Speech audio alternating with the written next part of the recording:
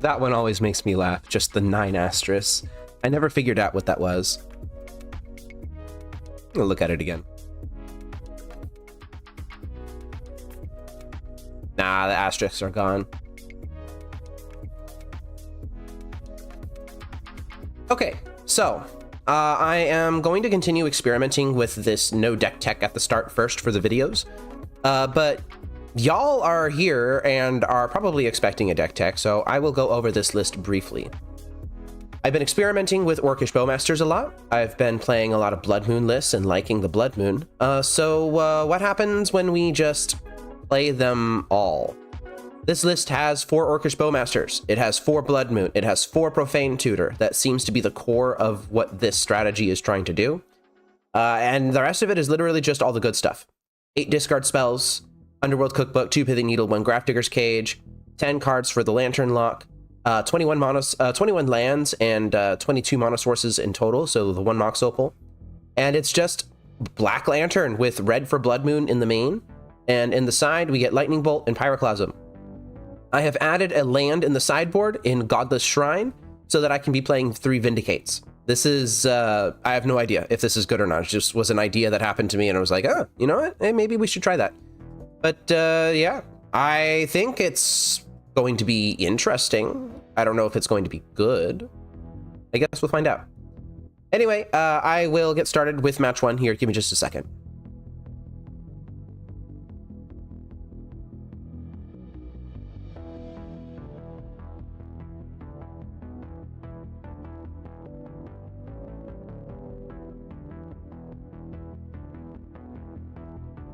And you know what? I actually can see chat while I'm holding things up. So yes, I will take a second and explain why Bowmasters.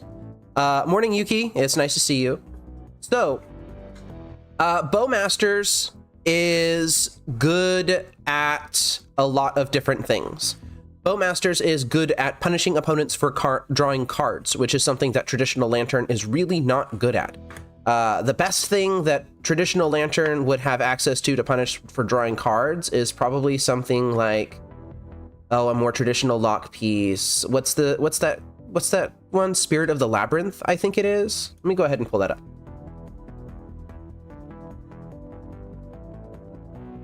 Yeah. This guy. Each player can't draw more than 1 card each turn, which has 1 toughness and dies to Orcish Bowmasters. Is that really?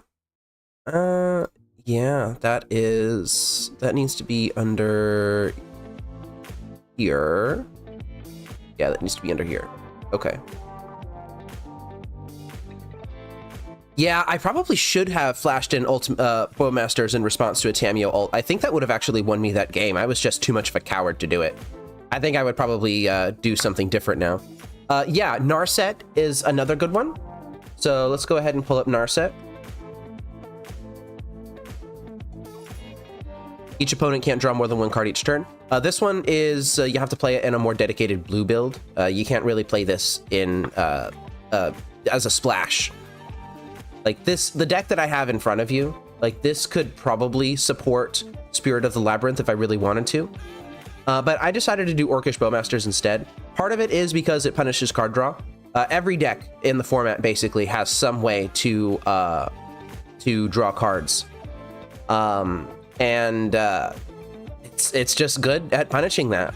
Even against energy, if you're able to snipe a something like a seasoned pyromancer, then you just get to kill the pyromancer for free, or you get to put 3 damage wherever you want, spread as across whatever you like, and you're left with a 3/3. And honestly, even without those interactions, Orcish Bowmasters pinging an Ocelot Pride and then double blocking a Guide of Souls leaves you with material on the board and as a 2-for-1, which might actually buy you a lot of time in a matchup like that. Yeah, Mill just doesn't really care about this too much. You know what does care about it? Jeskai Blink, with all their card draw effects off the Riddlers. I was actually able to punish I think it was like a Dimir or Esper Blink deck, because they had Quantum Riddlers and they had to keep their hand size up and make it so that they could only draw 1 card a turn when they were trying to dig for outs. Because if they ever got below 2 cards in hand and their Riddler was active, then the triple Bowmasters I had on board would just kill them. And in that scenario, Bowmasters actively helped the lock by making it so that I could just, you know, lock them out. Yeah, there's a ton of stuff that just randomly draws cards, and Orcish Bowmasters being able to control the board, being able to chump block things to bridge the gap to something like an Ensnaring Bridge or a Blood Moon or a Profane Tutor coming off Suspend is, it's been very strong for me. So I will continue on this Orcish Bowmasters train until morale improves, which it never will, because we are playing Lantern Control. So I hope that was enough for y'all. I'm not going to be putting this in the video because I'm experimenting with deck text at the end because of view retention and stuff like that. But, you know, you asked, this is why. I will go ahead and start round 1. I will be back in a second.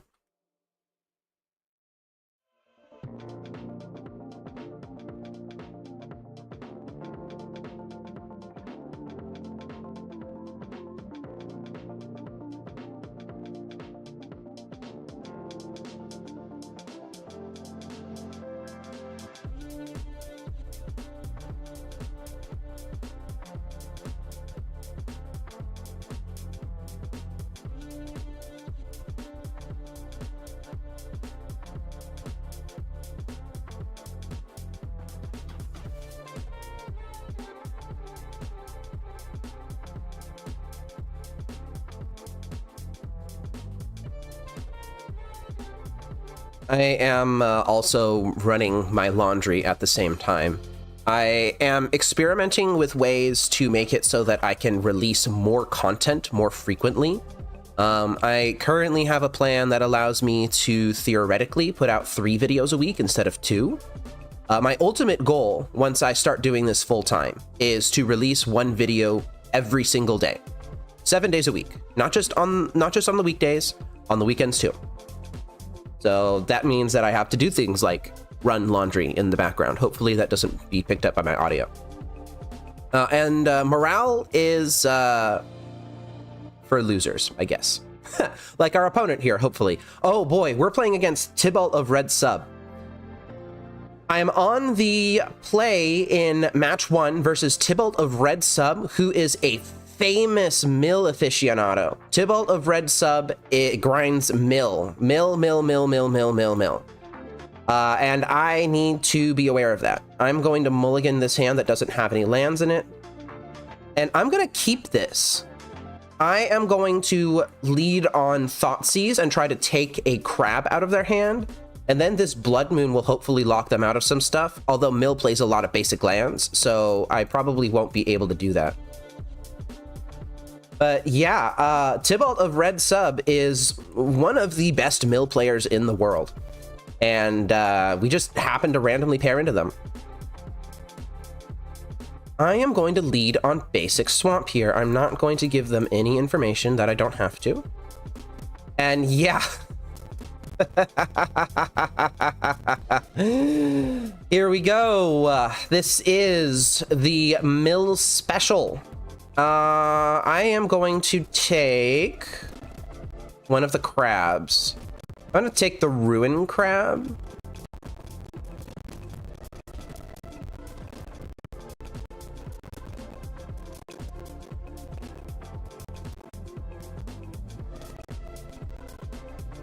They're going to hit me with the polluted delta. No activation here. That worries me a little bit.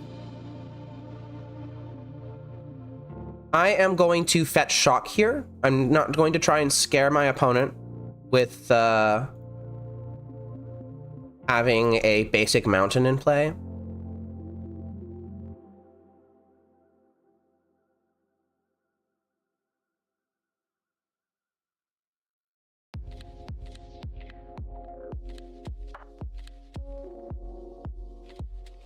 So they're fetching with polluted delta to find a watery grave. That's really good.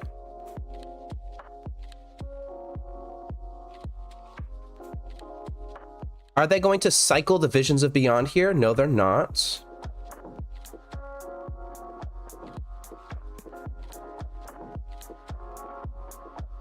Ruin Crab is coming down. And no additional land. I'm going to exile that. I actually think I need to be putting down more mill rocks. I am going to cast this Pyxis of Pandemonium here, and I am going to put Pithing Needle down on Polluted Delta.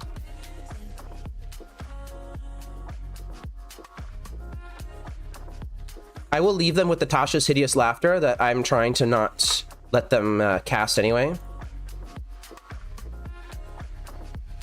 Edron Crab is coming down. And I think I actually will take the risk and exile the top card of everyone's deck here.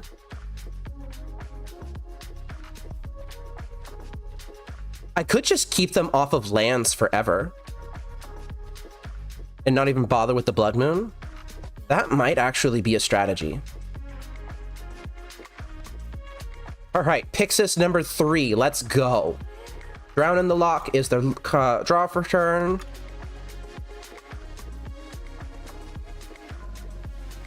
No, you may not have Basic Island. I'll let you have a Visions of Beyond. That's just another cantrip here. And I actually think I'm going to go a little aggro here, just a little bit. Field of Ruin is a non-basic land, so that would just become a mountain. Yeah, I think it's time for Blackcleave Cliffs into Blood Moon here.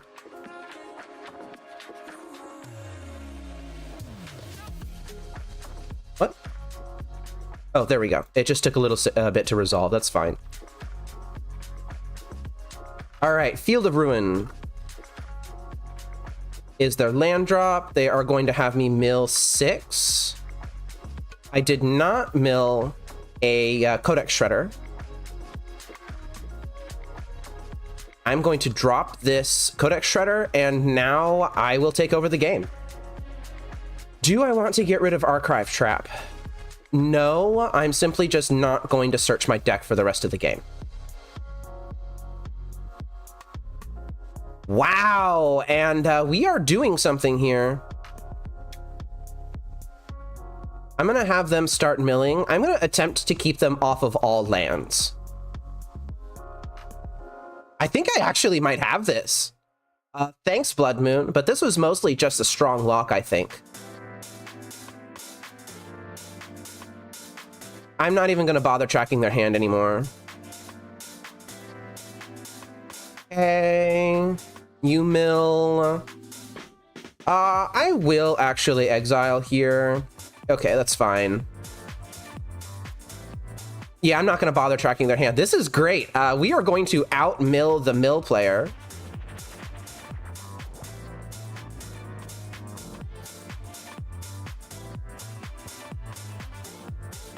I thought I hit F0 there. Oh well, it doesn't matter.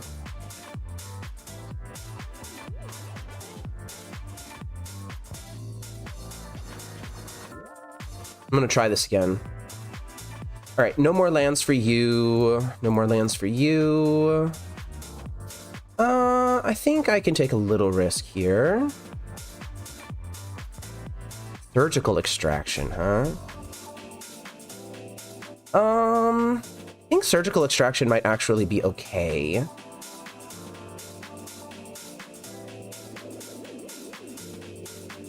No, I'm gonna take surgical. Okay, that's fine. I just don't want them getting rid of cards out of my deck, even if it's only a couple of them.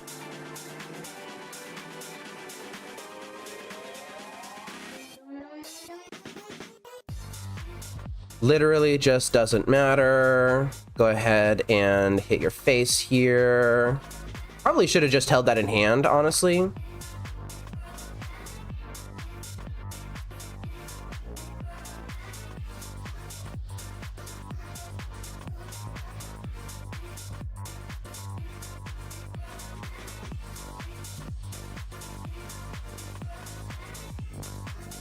And,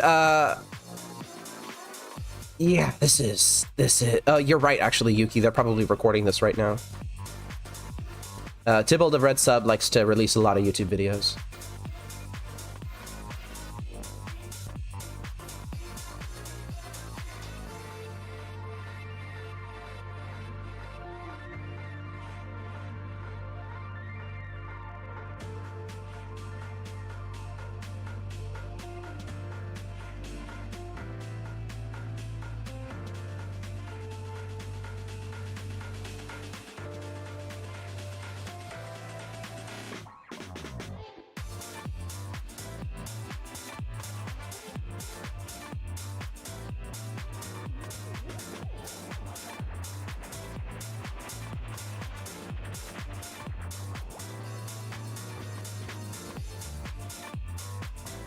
I haven't been tracking their hand for a decent chunk of time. It just hasn't mattered.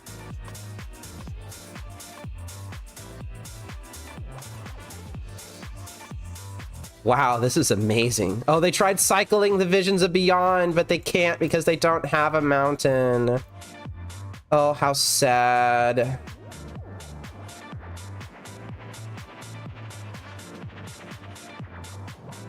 All right. This is getting very close to wrapping up. I think they're going to get like 2 more draws here.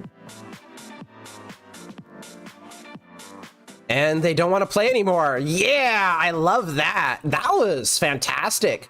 What a fantastic way to win against Mill. This is like a 595 matchup for Lantern Control, just because they're just so redundant on everything. And their creatures are mill rocks, and everything is a mill rock, and they just have so much consistency. That was a fluke. Honestly, that was genuinely a fluke. I am citing out my Blood Moons. I know that it looks like Blood Moon won me that game. It really didn't. What won me that game was having an extremely strong lock right off the bat. I think I want to keep my Bowmasters in. Grafdigger's Cage can come out. The Underworld Cookbook can come out. Duresses will get in. And I actually might want to bring in my Pyroclasms and probably side out. Oh, what do I want to side out here? Honestly, unfortunately, probably a Bowmaster. I just really need to kill their crabs, you know? Crabs need to die. This is... Oh, I forgot I have ensnaring bridges in the deck. Come on, man. Those need to get sided out in all situations. Well, this hand is very good at landing ensnaring bridge. And it's not very good against much else. I think... No, I gotta ship this. Yeah, I'm gonna keep this instead. But what do I take out of the hand? If they kept 7, then they probably kept a crab, which means I want that lightning bolt. Honestly, I'm gonna get a little greedy here. I'm gonna bottom a land.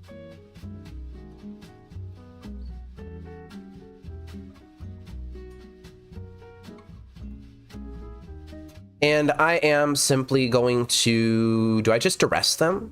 I think I might just arrest them. Next turn, I can get Lantern Pyxis down.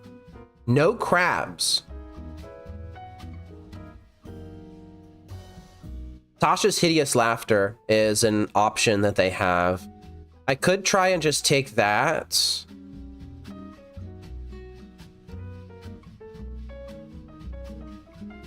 I think I'm going to take it.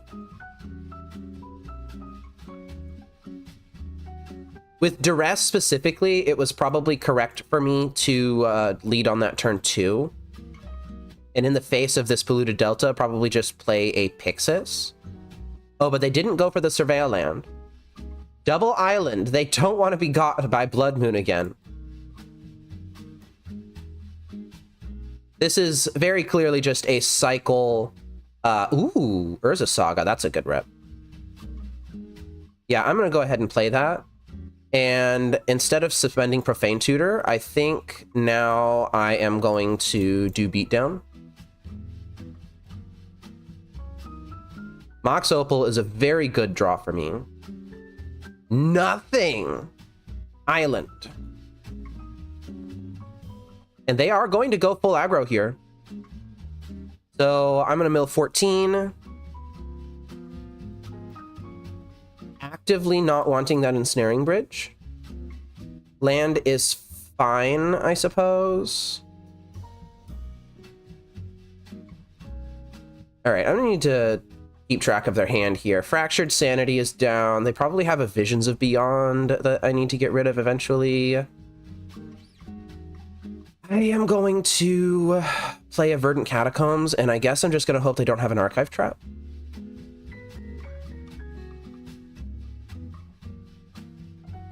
And I guess I need to take this Fractured Sanity.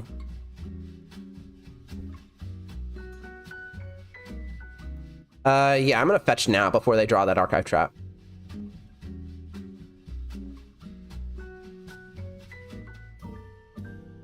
Do I actually want to get rid of the Archive Trap? Because I'm going to be fetching with this Urza Saga anyway. Archive Trap will maybe for 13. Fractured Sanity mills me for 14, so that's 27. As long as I don't have another mill spell, then I think it's okay. I don't think I'm going to win this. Oh, they had the Archive Trap. Oh, right. I'm an idiot. I'm an idiot. I fetched this turn. Come on, man. Okay, I don't think I can do anything about this. I am going to look at what they're going to draw here. It will be a Ghost Quarter, another Laughter, and a Soul Guide Lantern. That's not good.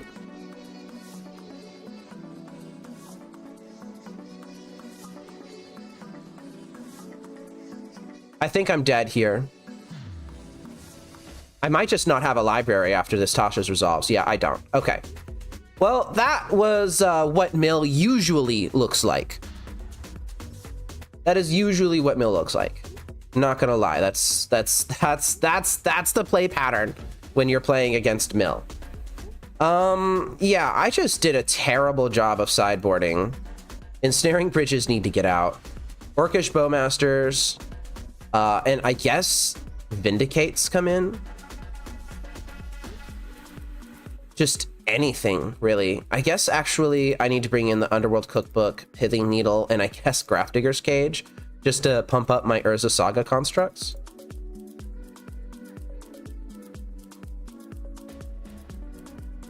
What a miserable matchup. Okay, this is the perfect hand. I'm going to keep this.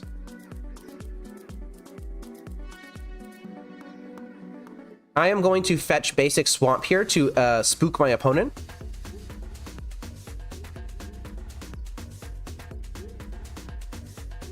And let's see what they kept. Keeping 7. They have Glimpse, Visions, Soul Guide Lantern, and Extirpate.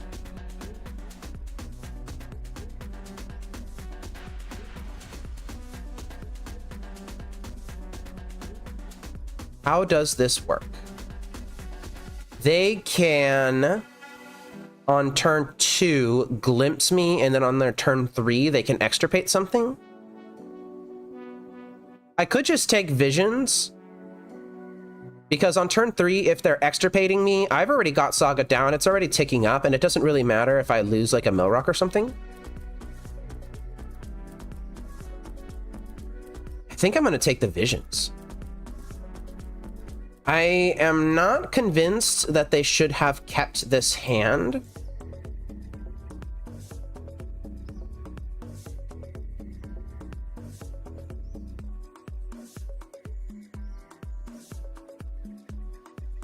And now I will establish a lock with this Urza Saga. Ooh, that is a second Inquisition of Kozilek.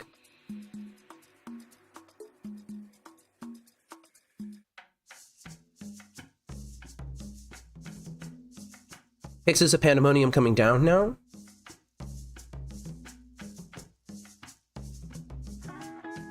And I will actually take that Ruined Crab.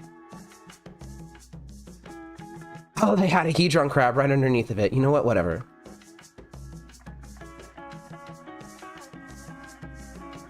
So this actually will give them fuel for this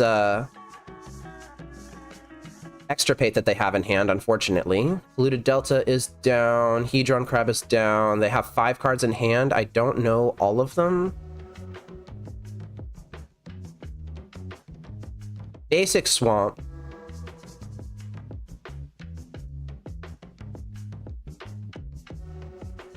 Choosing to do nothing here.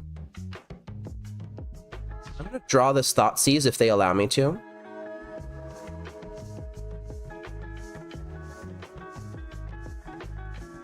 Looks like they're extirpating Orcish Bowmasters. Probably a smart choice. I can't really do anything about that.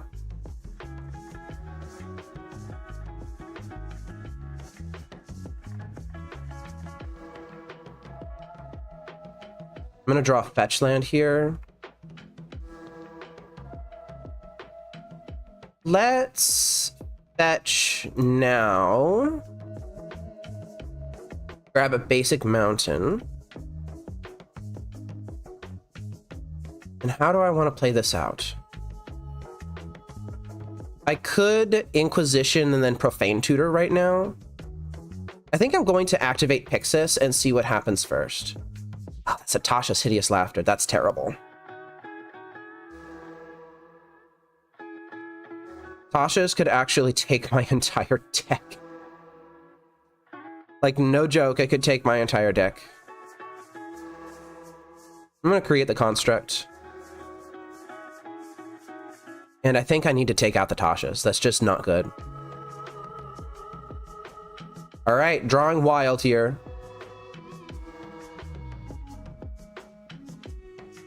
My entire deck at this point is just 1-drops and 0-drops. I don't even think I have a 2-drop anywhere in the deck.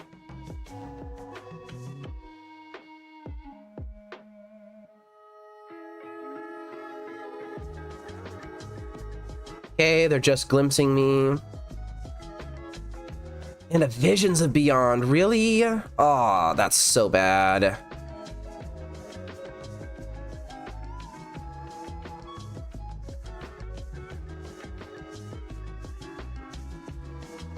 Well, I have to create this construct here. I think oh, I don't have the Mox Opal, right. So I'm gonna grab a backup Lantern.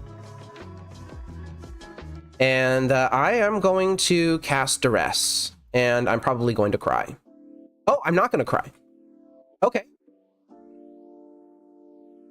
Okay, I'm not going to cry. I'm not going to cry. This actually might be feasible because their Visions of Beyond drew absolute garbage. It's not the Soul Guides. It's probably just the Drown in the Lock here. And then I swing in with one of my constructs, see what happens. They're taking it.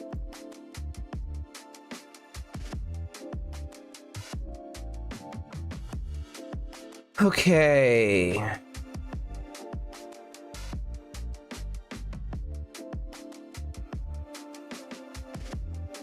If they draw this fatal push, then they're going to kill one of my constructs, pretty much guaranteed. But I have a pithing needle coming that can shut off their soul guide lanterns.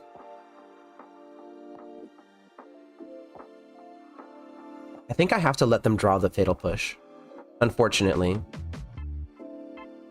Although if they have something underneath of it that's decent for me, then I can theoretically kill them in fewer hits. I'm going to take a gamble. If it's Tasha's Hideous Laughter underneath of this, then I am in bad shape. Okay, Cephalid Coliseum, I'm going to have to let that go.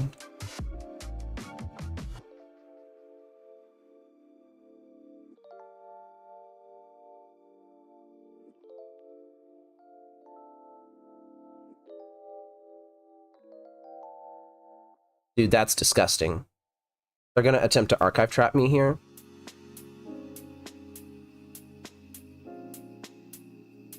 Exiling my basic mountain with the Soul Guide Lantern.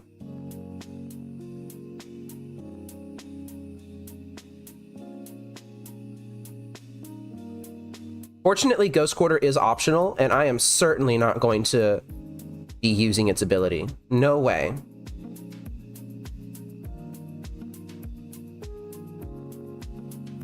Okay, second Soul Guide Lantern comes down. Exiling my Blackcleave Cliffs. And that is this and this down. Now I have Lightning Bolt on top of my deck. I don't have a red source to do anything with it, though. Well, I am going to swing in.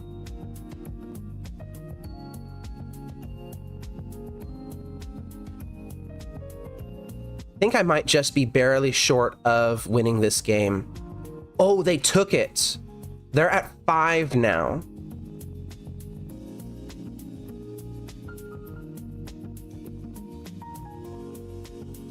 Archive trap in hand.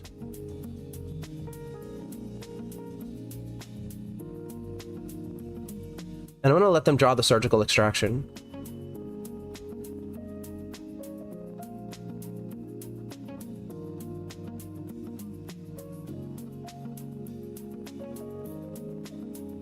Cephalid Coliseum enters, which means that I'm going to mill 3. I'm going to fall to 12 cards in deck.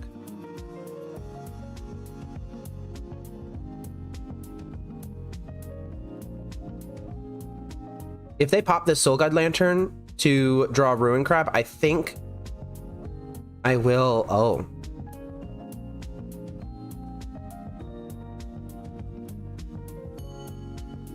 Have they played a land this turn? Yeah, they have, because they milled me.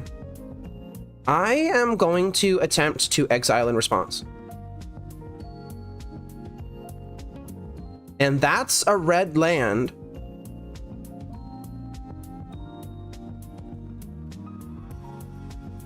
So they are going to draw Undercity Sewers. And then 2 additional cards that will be revealed to me. Field of Ruin and Tasha's Hideous Laughter. No! I needed them to not hit that. Oh, wait. No, they played their land for turn already. They can't cast it.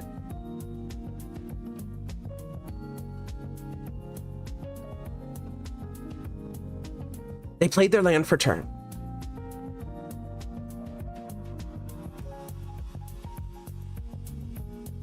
So they can't cast the Tashas.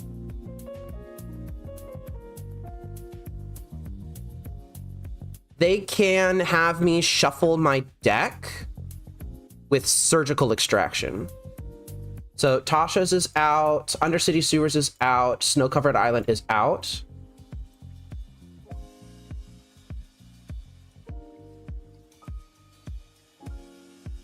I'm going to very closely read Archive Trap. In fact, let's go ahead and pull that up.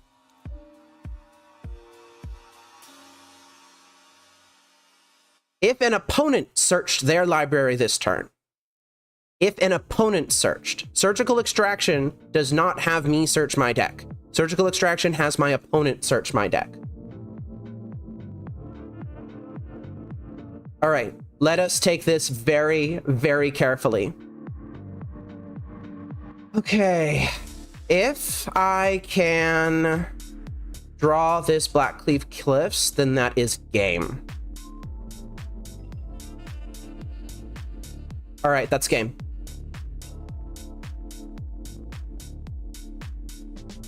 Ah, nope, that's not game because they surgicaled my lightning bolt in the response. Ugh. And they're gonna survive at 1 life.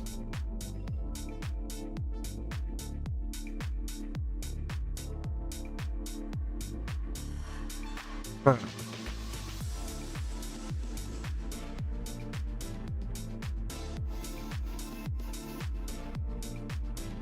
I'm gonna let this happen.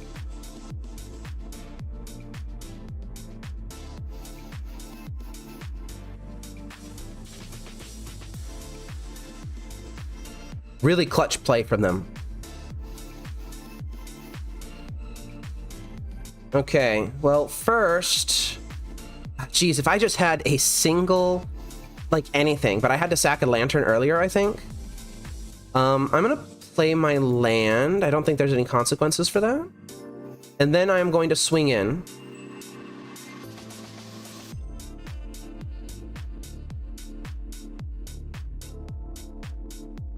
They are blocking with Hedron Crab. They're going to fall to 1. And now I just need to make sure that I don't die. So Glimpse the Unthinkable is lethal.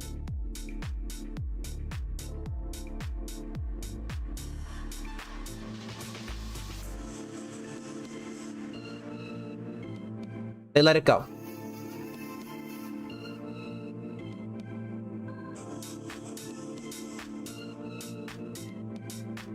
I think I just hold everything in hand. Archive Trap, Field of Ruin. Oh, hell. Nope.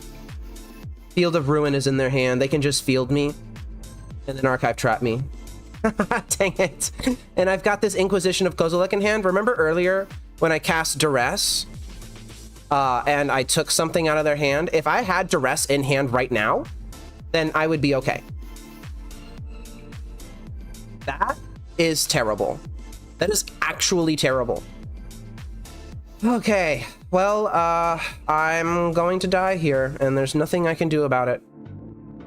Tybalt of Red Sub has threaded the needle on this. They're going to draw Ghost Quarter, they're going to play Field of Ruin, they're going to field me, and then they're going to Archive Trap me. Yep. Got it. I'm going to have to search my deck. Well played by Tybalt here. Extremely well played. I'm going to give them the satisfaction of having the win. At 1 life, all it took was 1 turn. But nope, I did not get there. I think I fought as valiantly as I possibly could, but it just wasn't good enough. Tybalt managed to thread the needle on this and just come out with an incredible win. Well played by Tybalt. Thank you for playing this match with me. I hope to never run into you in the leagues again. On to match 2.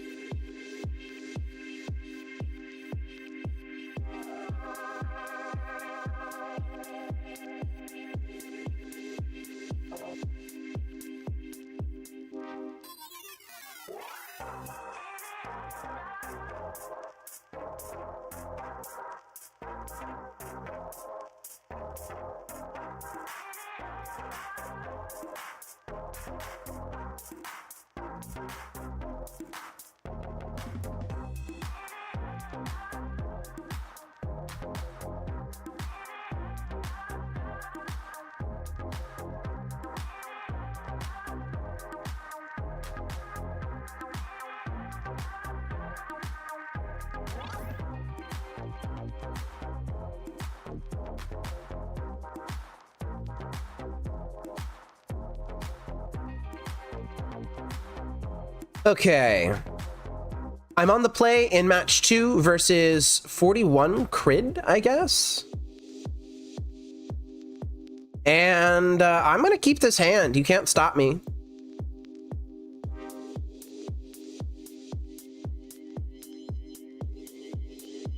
This is just turn 1 Inquisition, turn 2 Thoughtseize, turn 3 Blood Moon. Or turn 3 Ensnaring Bridge if I think I need to do that. Heroes mulliganing to 6.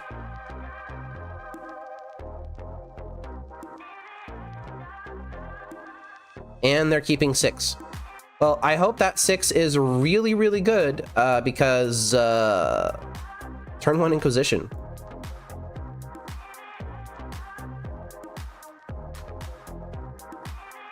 It's decent. It's not terrible. I think here I will take Faithless Looting, and then on my second discard, I'm going to take Psychic Frog. And then I will actually be slamming Blood Moon.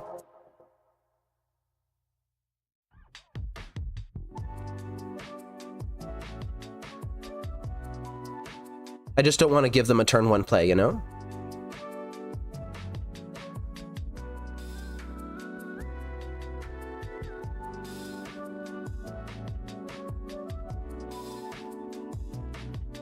Shocking in a Steam Vents? Gran, huh?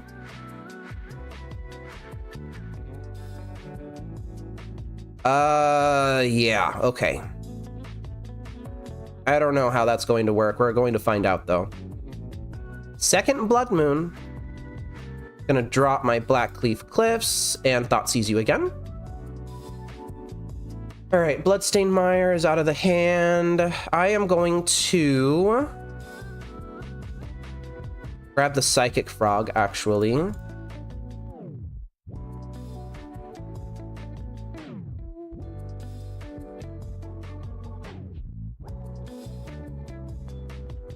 This will let them persist the Psychic Frog if they want to. Hopefully they'll fetch a non-basic to do it. Whenever Gran becomes tapped, draw a card, then discard a card. Oh, they can just Archon me. Yeah, they can just Archon me. So I guess turn 3 Ensnaring Bridge is going to be really important here then. Maybe I needed to take the Persist, huh? Oh, it's not going to be that bad. I'm going to take a little bit of damage here. Oh, but they grabbed a basic Swamp to do this, so they were thinking ahead. Yeah, discard a Blood Moon.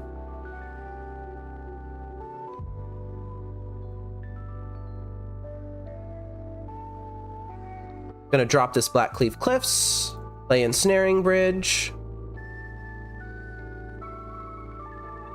Shut off a decent chunk of combat.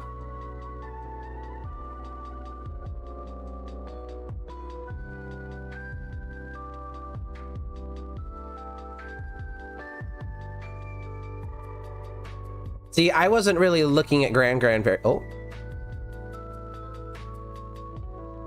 That's weird.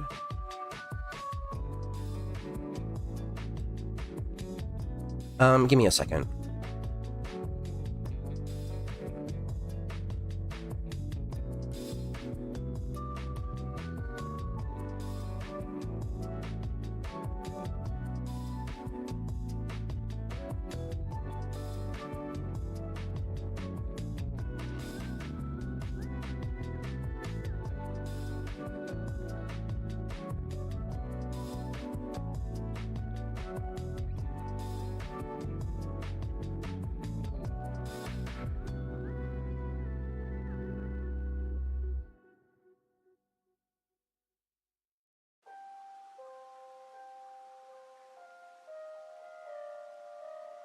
Okay, sorry, the sensitivity of my mouse went way up for some reason. Okay, so just to summarize that last turn, they were able to swing with Gran still. I don't believe they actually discarded anything. Yeah, I don't believe they... Oh, they did discard something. They discarded a Bloodstained Mire and then just hard cast this Abhorrent Oculus. And now they're going to manifest Dread here. Okay, that's fine. I am going to simply play my land and play Blood Moon here. Gran will unfortunately still be able to attack, but this is shutting off a decent chunk of stuff that the hero can do.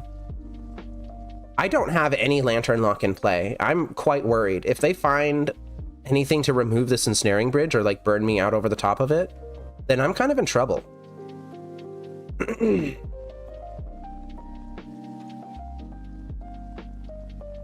Oh, you're right, Yuki. Gran is forced discard. Wizards doesn't give people the option to do things anymore. They just assume that whatever the card does is the most powerful thing. Oh, basic island. Fantastic. So this Blood Moon is just doing nothing.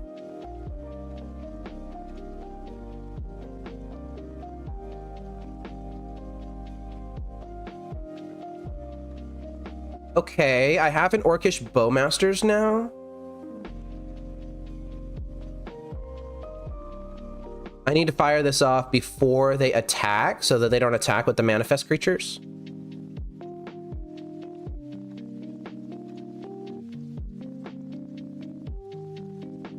Okay, they're putting the Archon underneath the Emperor of Bones. Yeah, I'm gonna flash this in now.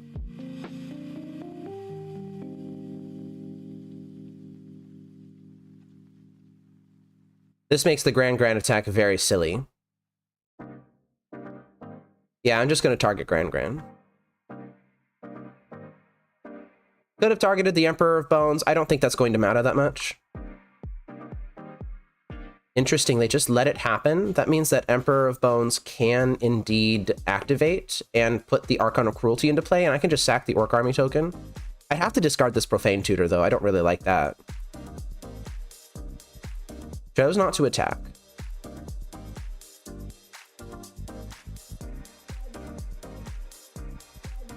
Choosing not to do a lot of things, actually.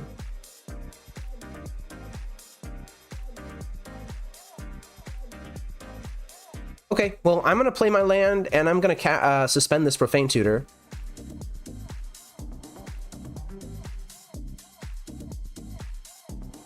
And we're going to see what happens. Sorry, I feel like my commentary hasn't been very good this particular game. Ooh, that's a Psychic Frog that they turned face up underneath of the Manifest. I don't know how much that matters. I don't think they have the ability to like sack creatures and then bring them back, at least not super consistently.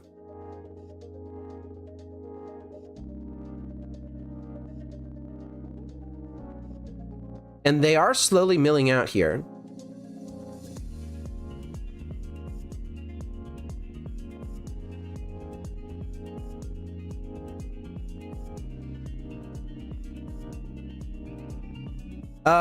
Flexo, I'm not sure what you mean by why did I play the Blackcleave Cliffs, or maybe why my opponent played one. I'm mostly just trying to get cards out of my hand right now. This Ensnaring Bridge is shutting off combat, so I don't need stuff in hand, and I don't really care if it's a mountain or not. I'm gonna take one of the Unearths.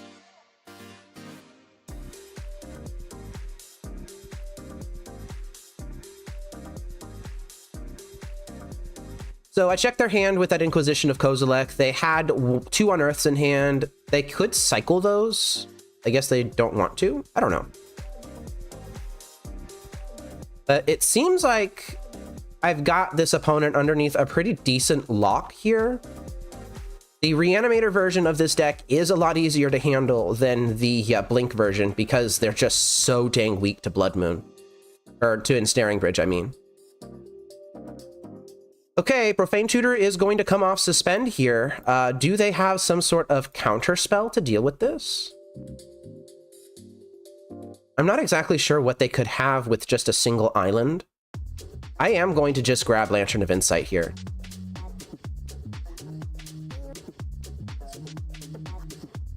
Ah, they're going to go ahead and use this to discard the card that I fetched. Yeah, that's fine. I'm going to fall to 8. Get rid of the Orc Army, get rid of that, fall to 8. In their face, I know, I guess. I don't think it matters that much. Hey, look at that.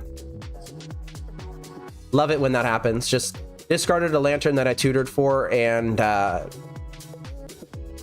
found one anyway. I guess I have a persist here.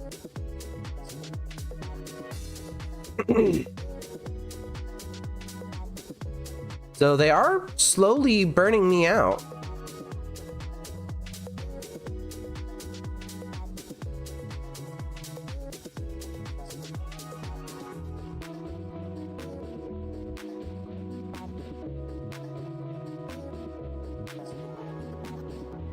Lantern's gone. I guess I do need a mill rock at some point, don't I? Or an underworld cookbook, that would be really good.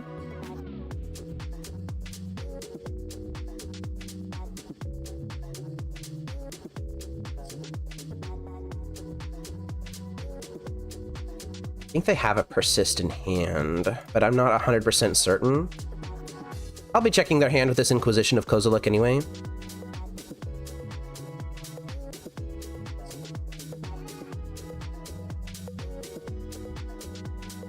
Inquisition you. Oh, I don't want that Thoughtseize. Well, they have Faithless Looting. Emperor of Bones here too. But they also have the Unearth. So that actually means that they can get the Emperor of Bones regardless. Yeah, I'm gonna take Emperor of Bones here. Although they can just unearth it. So that would just be making them tap more, I guess. It's leaving it in hand. That basic swamp is really kind of screwing me over here, I think. I'm gonna take the unearth. And I'm gonna leave them with Fatal Push. Oop. And Emperor of Bones. And Faithless Looting.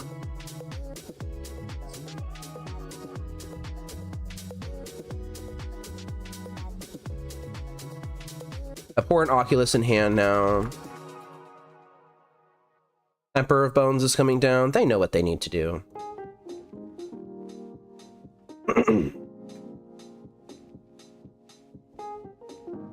Archon of Cruelty is underneath of it now. And that will actually bring me to 2, which is exactly enough to make this Thoughtseize a problem. I cannot draw this Thoughtseize. I have to shuffle, and I have to hope that I don't have another Thoughtseize on top of my deck here. I probably should have shuffled on my upkeep after this Abhorrent Oculus went off so that I could see what is on top of their deck afterward. Not feeling very confident about this. Like, I was feeling okay once I got the Ensnaring Bridge down, and Blood Moon was helping, but then they had the basic Swamp, and I haven't had a lock this entire game. I need Lantern of Insight to see what my opponent's drawing, and I need a Mill Rock in order to be able to control it. And I just don't have that. So I kind of feel like I'm just sitting here waiting for my opponent to kill me.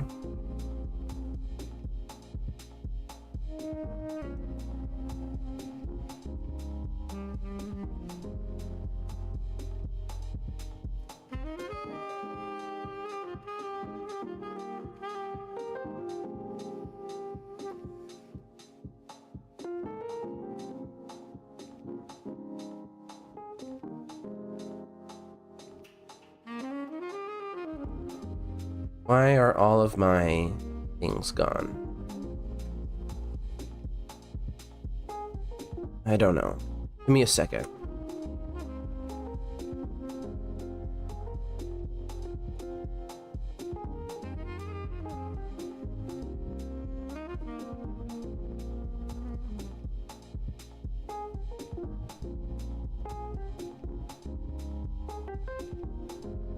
All right.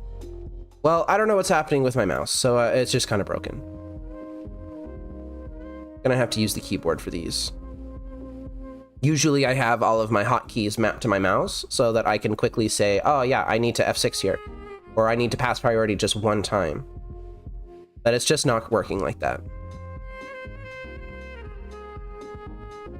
It would be really clutch if the hero were to activate Emperor of Bones on my draw step and get rid of a Thoughtseize that I drew. Ooh, yeah. I will take the Pithing Needle.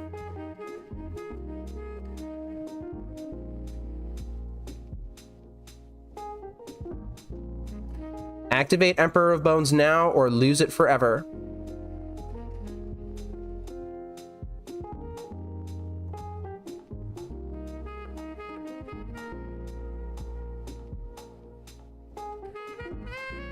There's nothing that I can kill with just one ping, so I'm just going to put it to face.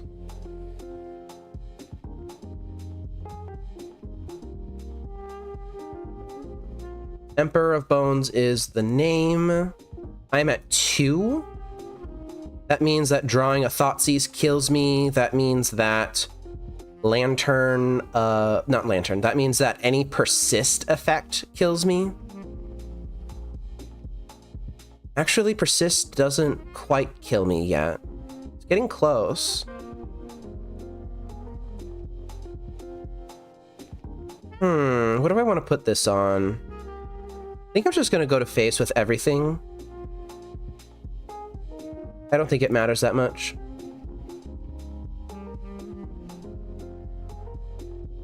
Faithless Looting is out of hand, that much I know.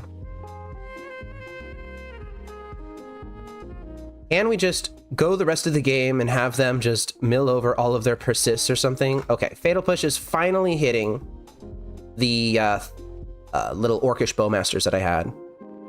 Tapping out of black to activate this Faithless Looting.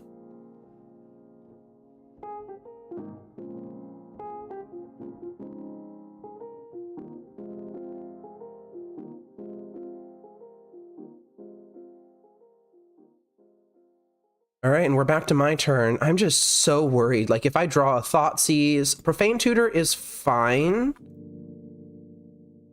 Just need to not draw Thoughtseize now.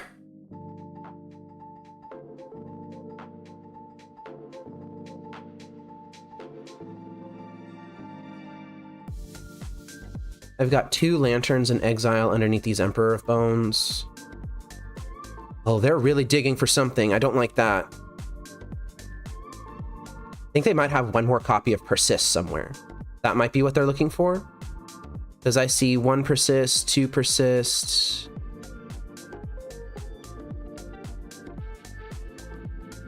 How many Persists are in here? 1, 2. There's only 2 in the graveyard. There's a 3rd in exile. Yeah, I'm not seeing it. And they are about to mill 2 here. Or mill 4, actually, because I think they've got 2... Nope, they've only got 1 Abhorrent Oculus in play.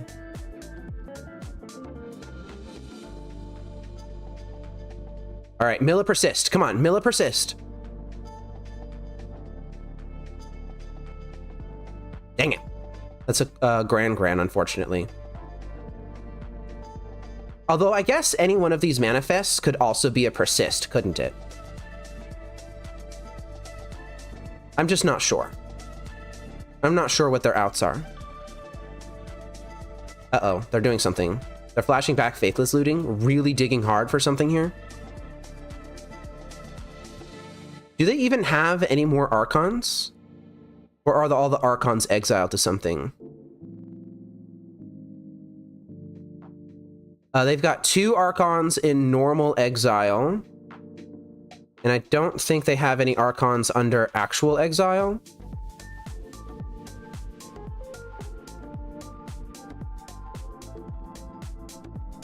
They need to do something here, or else they will mill over the last remaining card in their deck on my upkeep, and I will win.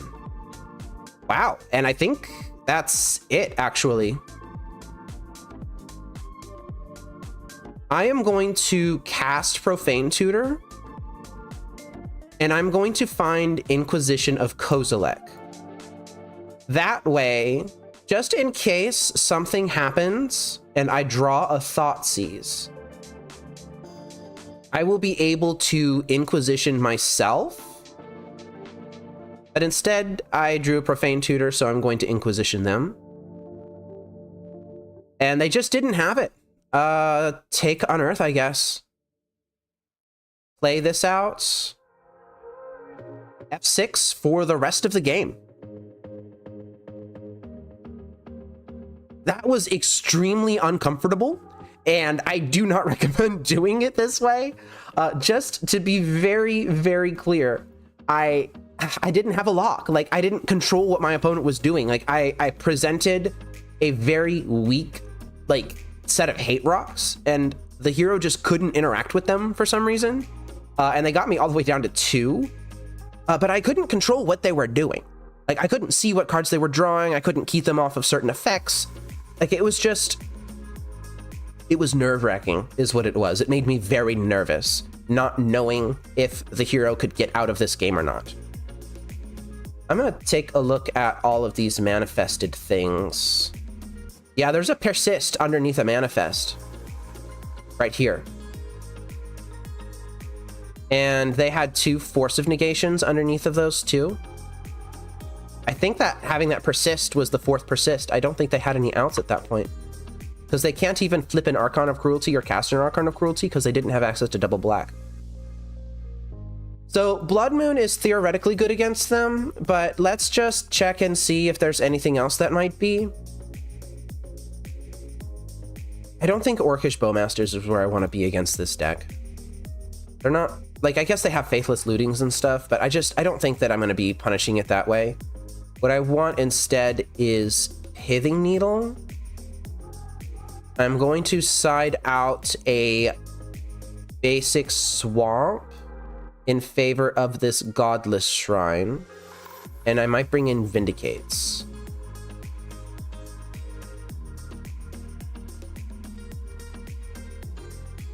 Although that's not even a very good plan underneath the Blood Moon, isn't it?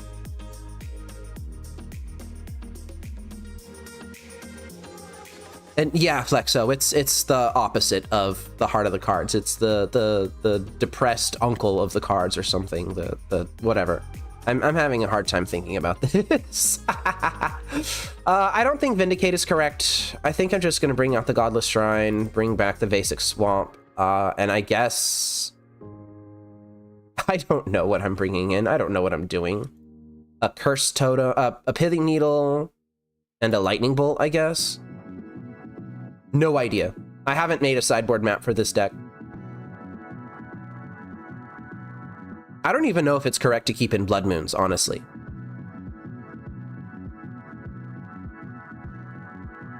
This hand tears apart their hand. It answers an Emperor of Bones, and it's got double Profane Tutor in it. Aha! Basic Island into Grand Grand. How about... No. They could have Force of Negation here. Do I want to be playing around Force of Negation or playing around Spell Pierce? I think I'm going to play around Force of Negation. And I'll do this on upkeep. If I can tap my land. Come on, there we go. Wow, it's really chugging, isn't it? One of Lightning Bolt coming in clutch. Heard it here first. Play Lightning Bolt and Lantern Control. Ugh. If they drop a Psychic Frog, then I'm in bad shape.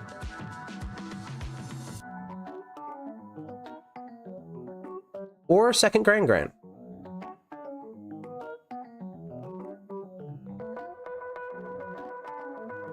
Okay, I've got a Verdant Catacombs, and I think I will...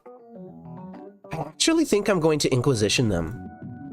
Because if they just have the wombo combo of Grand Grand into the nuts, then I'm in trouble.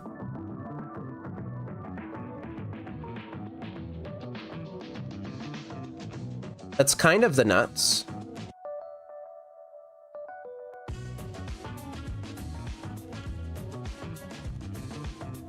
That's kind of the nuts. I need to think about this. If I take Unearth and Emperor of Bones here and leave them with Abhorrent Oculus, they will have 1, 2, 3, 4, 5 cards in their graveyard and they need to exile 6, Gran can bring them up to that point fairly quickly. They could just hardcast Abhorrent Oculus next turn, and I'm just not prepared for that. I'm fundamentally not prepared for that. So I think what the play might be is to take Unearth and to take Abhorrent Oculus. Try to get them off of that nut draw. Yeah, no, this is Reanimator. They're just using Gran as a loot effect. All right, Abhorrent Oculus is down. Emperor of Bones is still an issue, but hopefully it's not that much of an issue.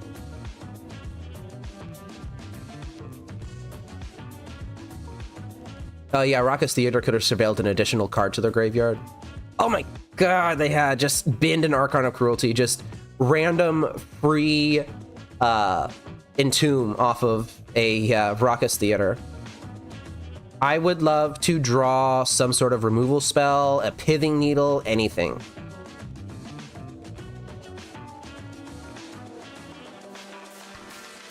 What did I leave them with in hand?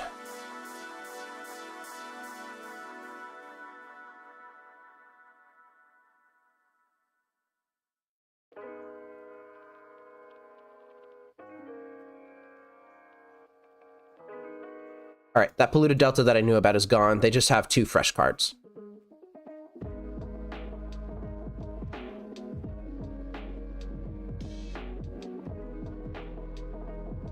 Come on, Pithing Needle off the tippity top. Oh, it's a Blood Moon. Which does nothing because they played a Bloodstained Mire. Yeah, I am in trouble, actually. I'm very much in trouble.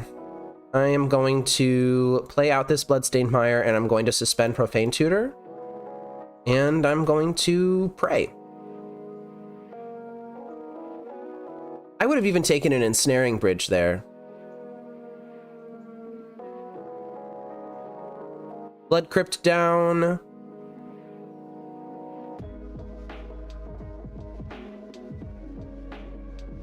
They're adapting.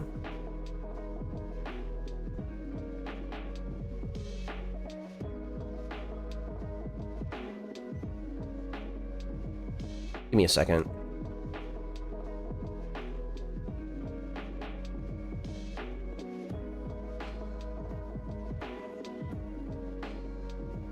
Okay, sorry about that. Yeah, I'm going to discard this Blood Moon, I guess. It's not doing very much right now. I'm going to take 6, 9, 13, 14.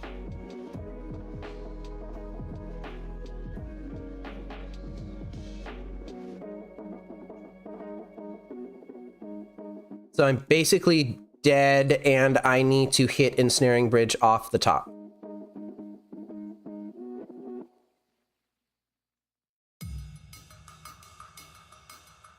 One life.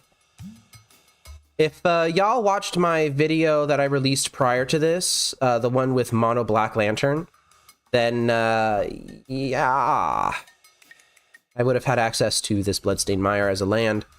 Not that it matters much here because I am dead. Yep, good games. I just didn't have a game plan this game, and it showed. The opponent came out of the gates way too fast. I am going to restart my client. Give me a second.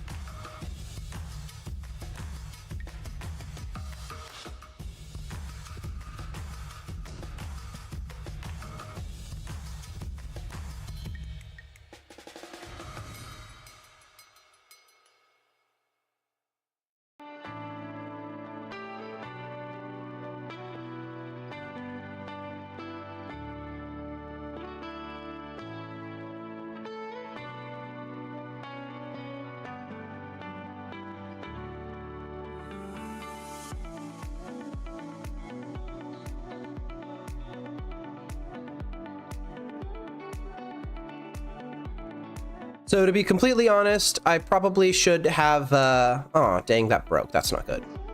So to be completely honest, I probably should have brought in some more lightning bolts over the blood moons. But I didn't because I'm very silly and I was restarting my client in between sideboarding. So that just didn't work. Ugh, this is not a hand I can keep. This one I can.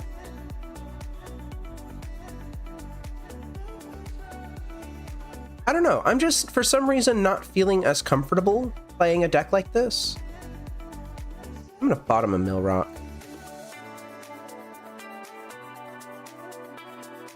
I guess I just got intoxicated off of the simplicity of the mana base from yesterday.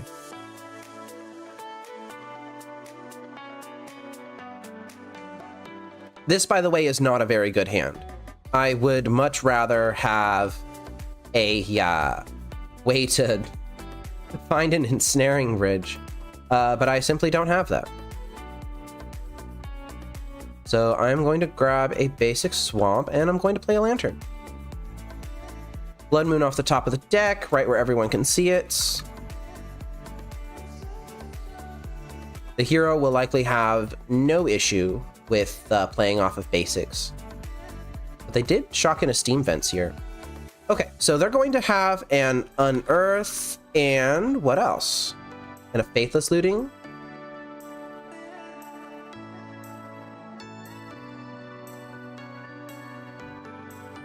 Okay, so Unearth is gone, and Watery Grave is gone. Consigned to Memory on the top of their deck.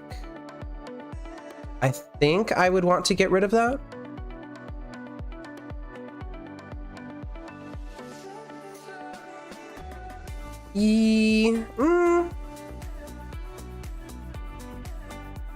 I'm gonna get rid of it. Polluted Delta, gonna have to cope with that. This Blood Moon once again just rotting in my hand.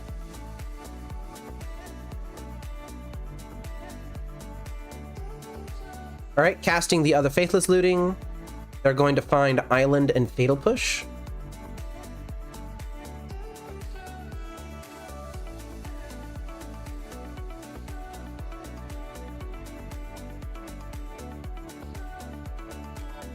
Discarding Polluted Delta and Bloodstained Mire. So I now know half their hand, and I don't know the other half. Do I want this Profane Tutor? I actually think I want the Profane Tutor. So I am going to take my next turn, and I'm just going to suspend Profane Tutor.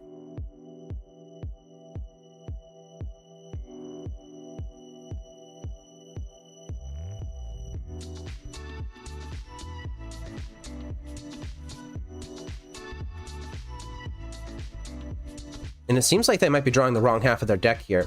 They've got Fatal Push, which is fine. Basic Island is down.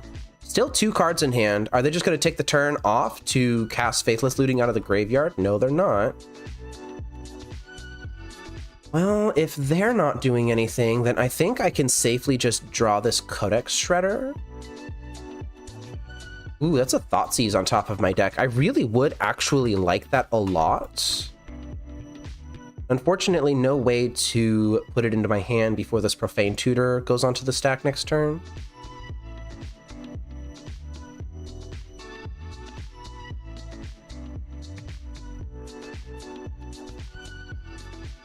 I think I'm actually going to exile with Pyxis here.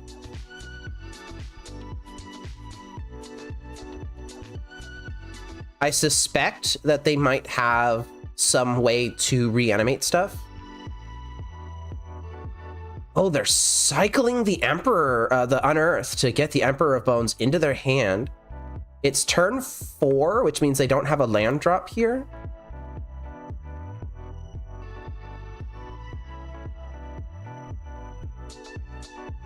They don't currently have anything in their graveyard that they can really do with that Emperor. That Meltdown's going to get exiled. The Undercity Sewers is probably going to mill over this Undercity Sewers here. And that's a Grafdigger's Cage on top of my deck.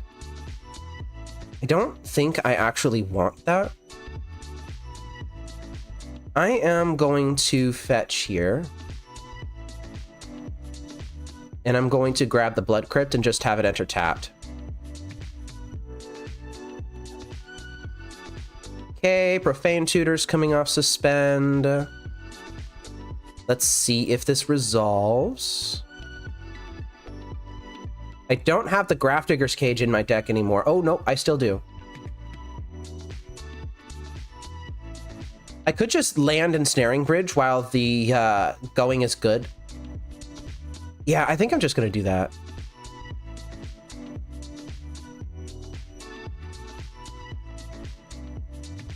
Urza Saga is down, Ensnaring Bridge is down, while Force of Negation is turned off.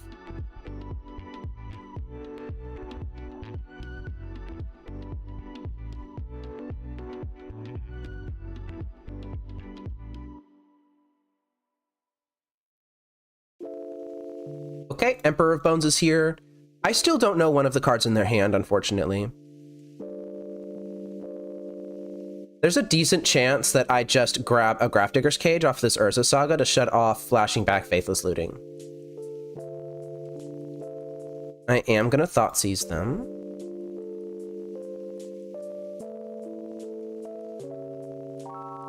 And I'm actually going to take the Unearth here, I think. Yeah, I'm going to take the Unearth. I'm going to leave them with everything else. They can do stuff if they want to. I don't think I'm just going to allow that. I don't think it matters that much. Like, they could attack with this Emperor of Bones. They could activate it. They could cast this Gran. I don't think that matters.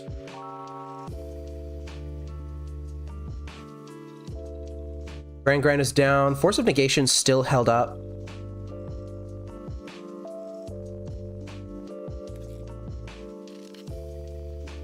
I could do a really big brain play here and let them attack with the Emperor of Bones and then force them into a situation where they have to adapt it.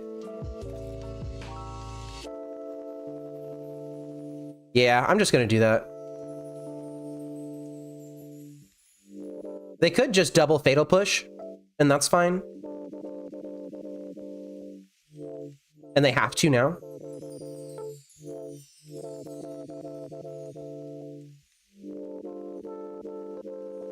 Block here, block here. I will make you use both of those Fatal Pushes.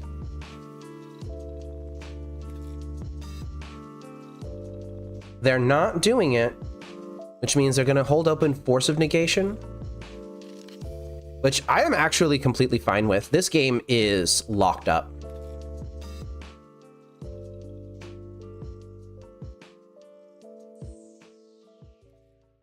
Yeah, I'm not even going to bother making the construct.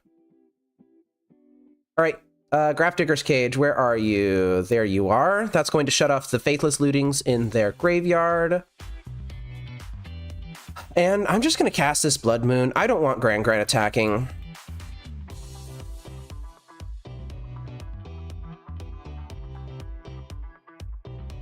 Use Force of Negation now or don't. Doesn't matter to me. All right, game's locked up.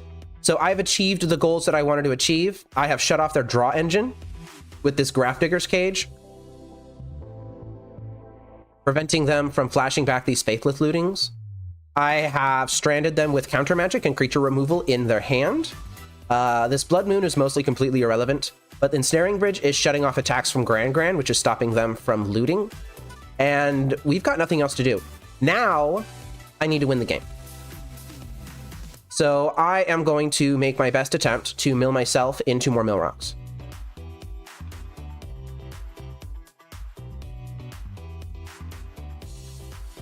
That didn't happen. It's fine. I need to focus. I don't mind them having a Psychic Frog, but I do want to speed the game along a little bit. So I'm not going to bother with letting them have stuff on top of their deck, if I can afford it. Like, I want to burn through their deck now. Blue Delta. So they played that as their land. That's fine.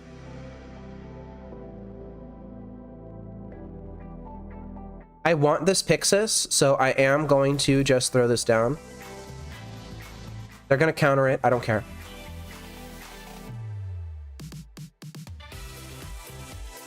Consigned to memory, don't care.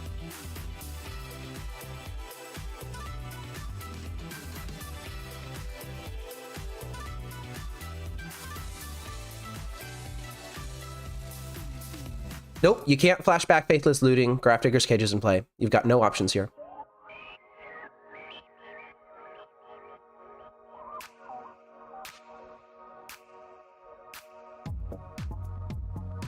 I will draw this Thoughtseize, and I will Thoughtseize that Force of Negation out of their hand. I want the next mill rock that I draw to resolve.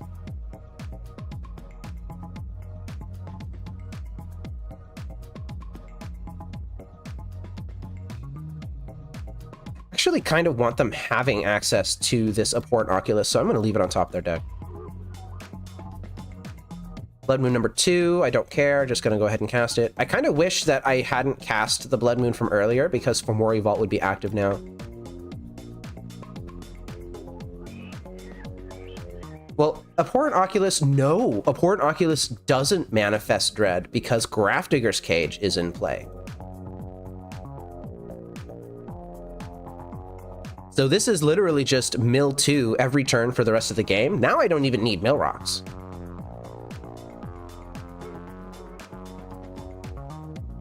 They can't put creatures into play off the Manifest Dread. That's great.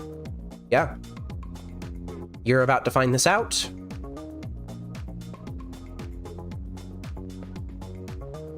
Verdant Catacombs is my draw for turn. I don't care if they have the ability to discard cards or exile cards from their graveyard, so Psychic Frog is fine.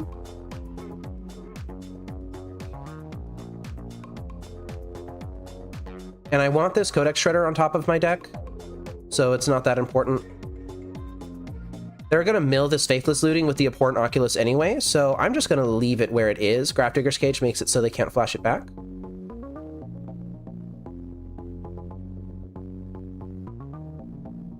I don't believe I want them having the Persist. Let me just check their graveyard.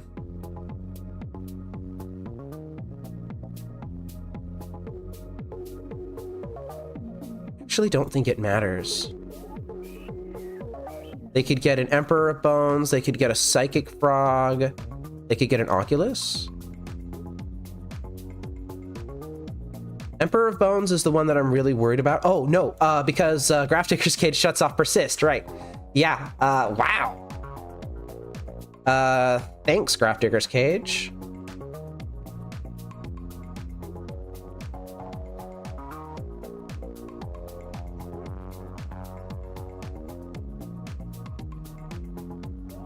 Love Grafdigger's Cage. I'm gonna take one of your 3 Fatal Pushes.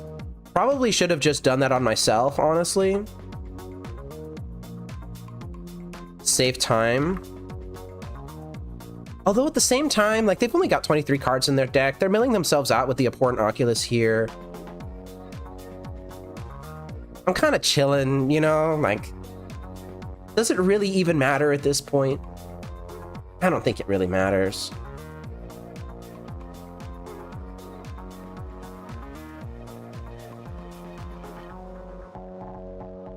Yeah, you're absolutely right, Flexo. It's very funny watching Grafdigger's Cage just shut off their whole deck. Would you like to draw another mountain? Here you go.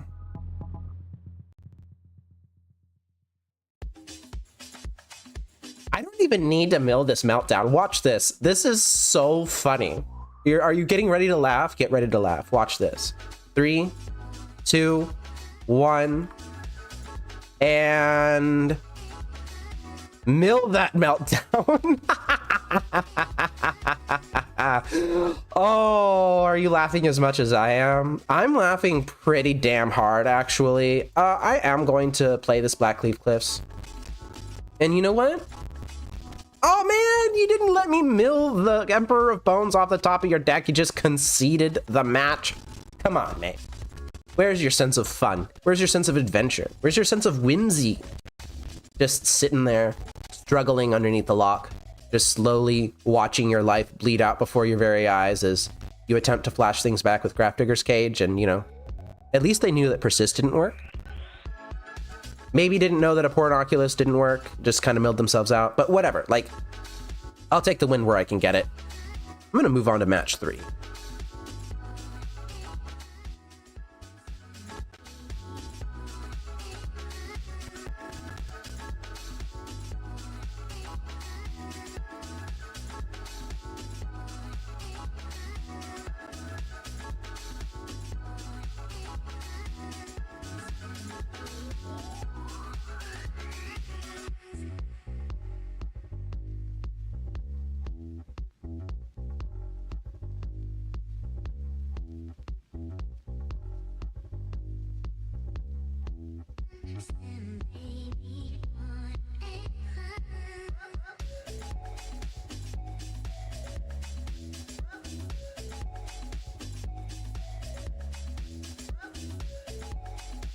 You know, while we're waiting for the next match to come up, just gonna check in with y'all for a second. Yes, Yuki, I am actually going to be playing some pre-modern decks. I know it's all the rage right now, and at the end of the day, I am a content creator, and it is my job to make good YouTube videos. And I will be playing some pre-modern. So Stasis might actually be in my lane, but I'm also thinking of playing a Zer's Weirding based list. We're just gonna have to see what happens. Yeah. I'm gonna give it a shot. The hero has begun the game with 7 cards in hand. This hand makes me nervous. It is triple discard. It's not even a Thoughtseize. It's triple Inquisition. Half of a lock, and it's the half that's more common to have, and Blood Moon with only 2 lands. I am going to attempt to keep this. I don't think that this is a very good hand, though. Yeah, see, Flooded Strand into basic planes, into Ocelot Pride? Nah. Nah.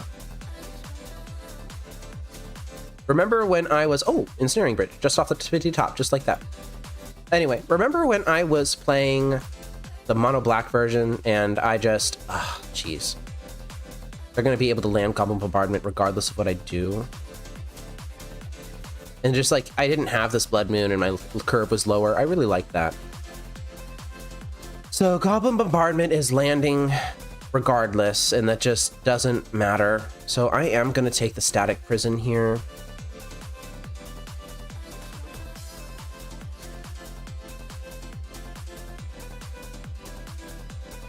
Not very common these days to see a opponent that has Static Prison in the main deck, for energy at least.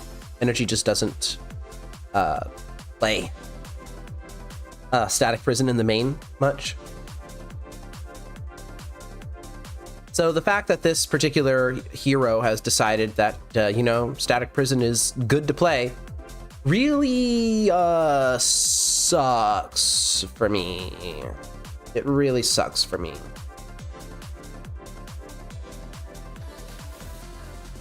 They're gonna make another cat. I am going to draw a card and cry. Yep. I will pay the 2 life here. I'm going to Inquisition them. Because of how they did this, I actually could take the Goblin Bombardment and then take the other Goblin Bombardment.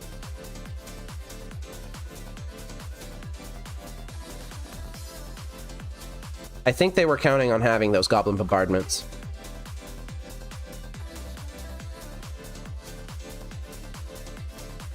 Oh, anyway, I didn't introduce my opponent at the beginning of the match. I'm so sorry, I licked toast. You just really wanted everybody to know that you licked toast, and I did not do my community the service of, you know, spreading your love for licking toast to the text notes. 7 people currently watching the stream.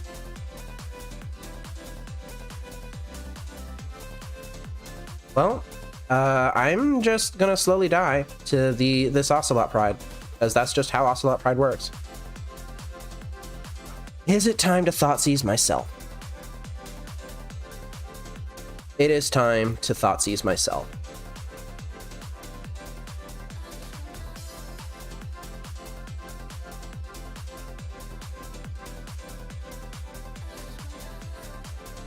I just need to get this Blood Moon out of my hand. If this Blood Moon was an Orcish Bowmasters, I would just be so freaking happy right now. Orcish Bowmasters would ping down the Ocelot Pride, one of the tokens would trade with one of their tokens. This would have been completely under control. But instead, I am thought seizing myself.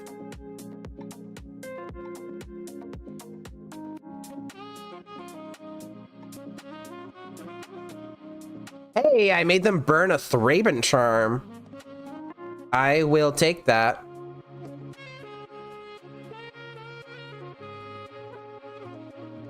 Discard Blood Moon. It's not because I'm a Reanimator opponent on a bad draw. It's because I'm a Lantern Control opponent on a bad draw. And I just needed to get Blood Moon out of my hand. And now I need a third land or else I die.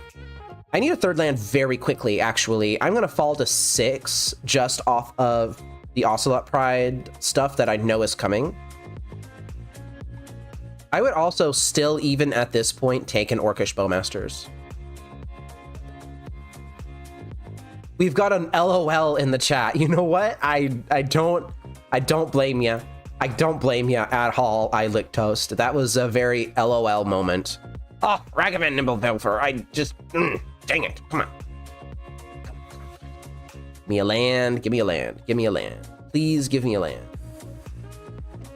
They just ripped that Ragavan. They didn't even fetch with Flooded Strand to put it on top. And I'm at 8. And that's a Verdant Catacombs. No, I needed that. I needed that land. Why you do this to me? I am so just ridiculously despondent. Well, this is what happens when you keep a hand that has 3 discard spells in it and 2 lands, I guess. Is that you rip the basic swamp, you cast Ensnaring Bridge, and you fall to 4, and then you hope that you don't die. With 6 3-drops remaining in the deck. That will kill you if you draw them. I'm at 4 right now because of the cat tokens swinging in. And if they hit a Flage at any point in the game, then I am at 1. Fortunately, this Grafdigger's Cage will shut some stuff off. Oh, they kept the card on top. I have to exile that. Whatever it is, it's gone. Shame I don't get to see what it is. Pyxis exiling face down has always just been a little annoying.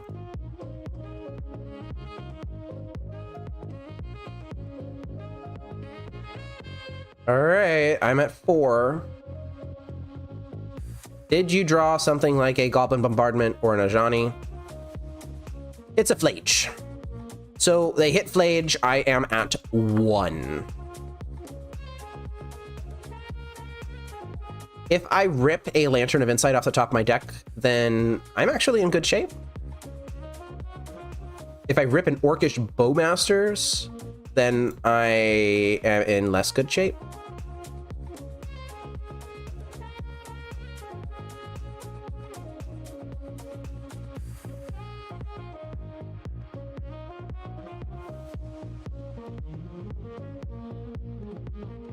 Arena of Glory, yes, please. Use this to cast something that you're going to be sprinting in with haste. Come on, come on, come on, come on. You know you want to. Nope, they're not falling for it. Orcish Bowmasters, empty the hand, kill your Ocelot Pride, make a couple blockers that are completely irrelevant because if this Ensnaring Bridge ever raises up even the slightest amount, then I am dead.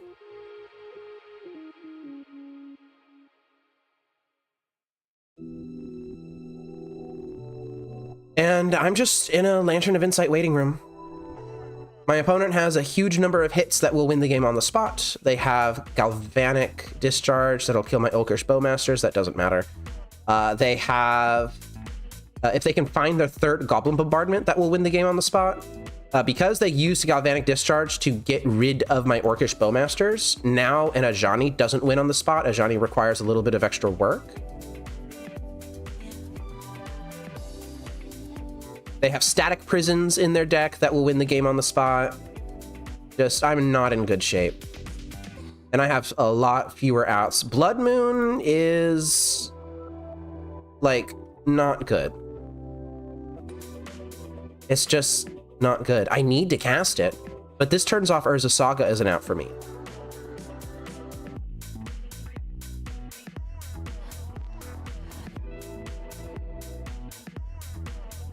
I guess this shuts off what?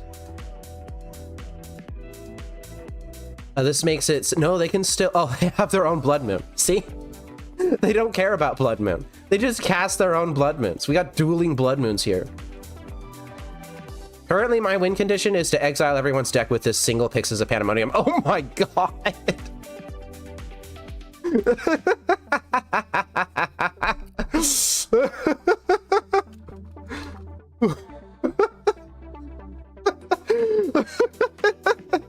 Oh, absolute cinema. You cannot make this up.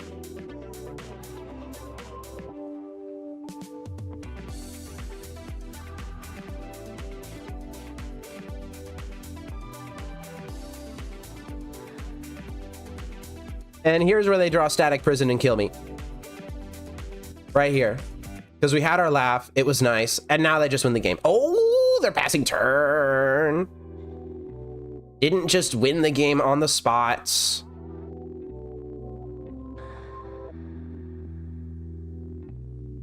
But because they passed turn, here is where I draw Thoughtseize and die. No. Just try Blood Mooning a Boros Energy deck that has their own Blood Moons. I promise it'll work out. Promise it's gonna be great. Hey, Codex Shredder! Now I can accelerate the timetable at which I mill them out.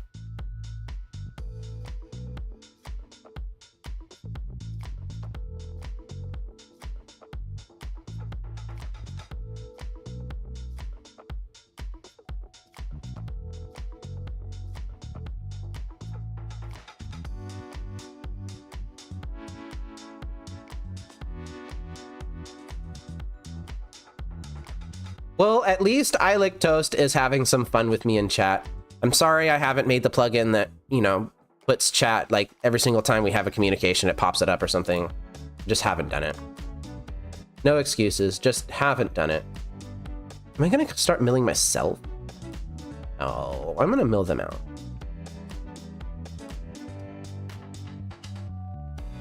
Come on, Lantern of Insight. Profane Tutor, that's more like it. Yeah, love me a Profane Tutor.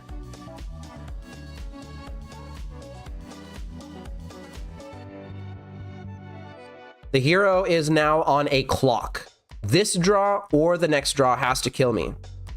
Guide of Souls will not cut it.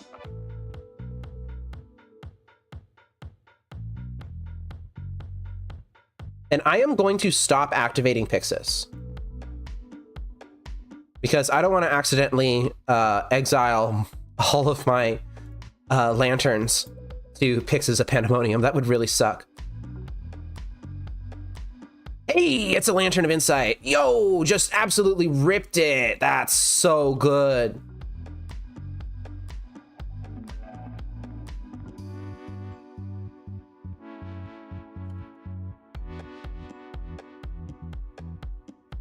I'm gonna pull the meme and I'm gonna just put Lantern of Insight in the chat.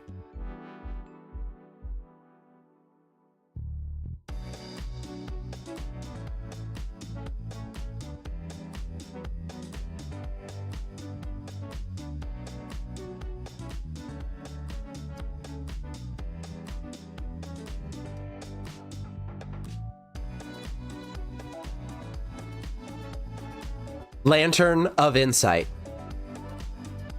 That's great. And yes, Flexo, I do have an Underworld cookbook in the list. I guess that would have also helped a little bit, but I still really just wanted Lantern.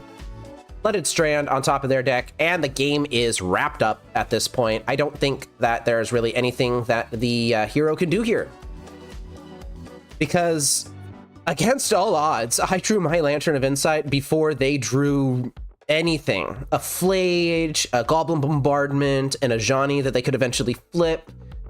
What do you call it? A Seasoned Pyromancer that can dig to these things. A Static Prison. They had so many outs in their deck.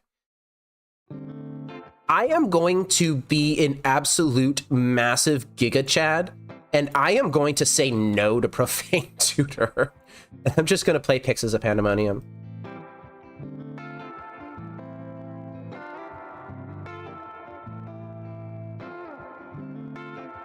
And yes, Flexo, I could have found the, I could have done that. I just chose not to.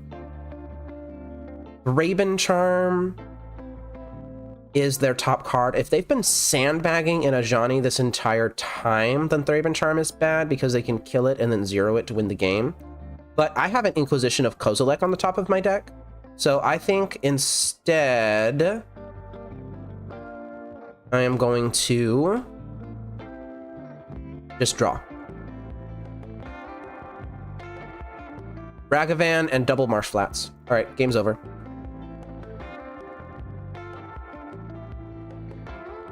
I need to remember to get rid of the Thoughtseize on top of my deck. Not even going to bother tracking their hand anymore. It just doesn't matter. Ooh, Pyxis. Yes, I'll take that.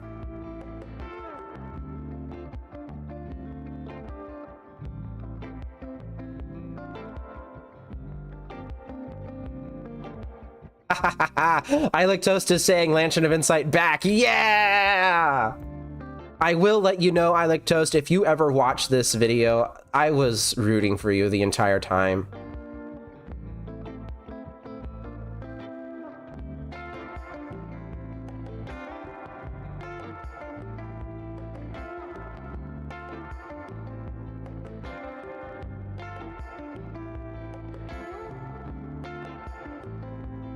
See, stuff like that. Ajani Nakata Pariah could have been on top of their deck at any time. Goblin Bombardment, that's lethal. Basic Mountain is not lethal, but Thoughtseize on top of my deck is, so I need to get rid of it. All right, Verdant Catacombs would be just an I lose button sitting on the battlefield if we were not under Blood Moon. So thanks, Blood Moon.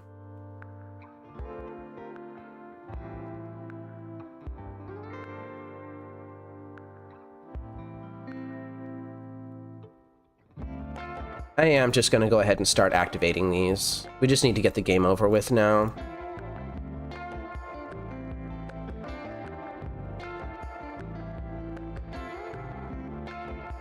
Lage on top of their deck, that's no bueno. Put that in the graveyard, please.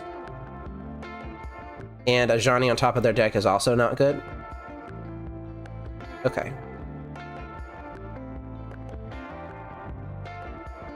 I'm going to do this just for the memes. Just to be an absolute troll. I'm going to need a Lantern of Insight just for fun.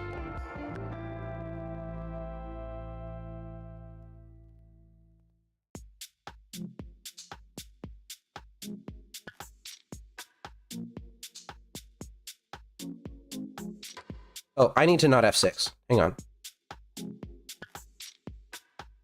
There we go.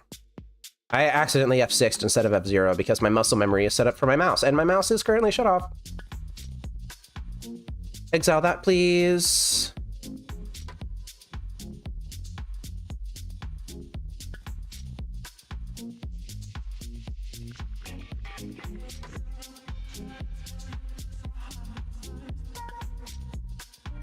And they give it up.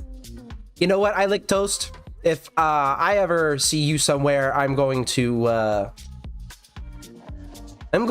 pull out my toaster from underneath of my counter, and I'm going to make a slice of toast just so I can lick it in your honor. What an absolutely amazing game. Hopefully, I still take the match because I still like winning games, but what an absolutely delightful opponent. Okay, let's go ahead and begin sideboarding here. I want to be bringing in Pyroclasms and Lightning Bolts. Yeah, we love our creature removal. Orcish Bowmasters will stay in the deck. Grafdigger's Cage is a maybe because really it only just shuts off Flage, and as was mentioned earlier, I have the Underworld Cookbook in my deck. What's coming out? These hideous blood moons are coming out. Get out of the deck, blood moon, please. Ugh, God. Grafdigger's Cage, actually... Yeah. It is the 61st card right now. This is a very clean mapping if I just take it out. Yeah, I'm just going to take it out. I'm not going to think about it too much.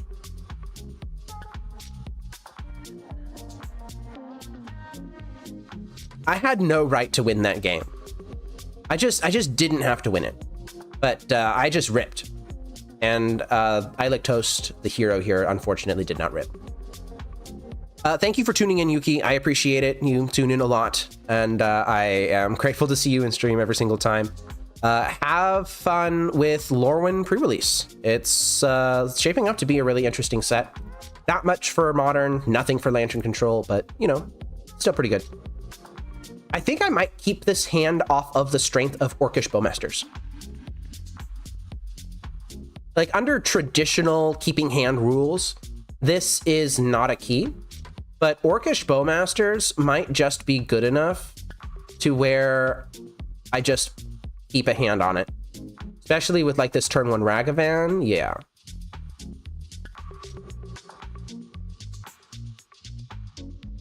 I drew one of my 2 Pithing Needles. I am going to Bloodstained Mire into basic Swamp before I can get hit with a Blood Moon that they might have kept in their deck. They have Ocelot Pride here. They have Ragavan. That's going to hit my Inquisition. Really?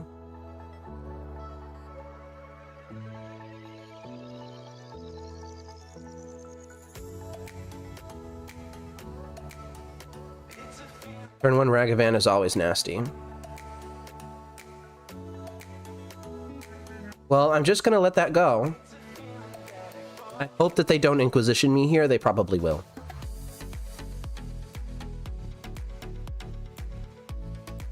Do it. Don't do it. Don't do it. Don't do it. Don't do it. Don't do it. Play like an Ajani or a Goblin Bombardment or anything. Please, just not an Inquisition of Kozilek on me.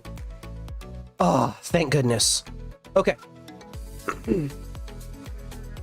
That is fine. That is just fine. Elegant Parlor is going to enter now.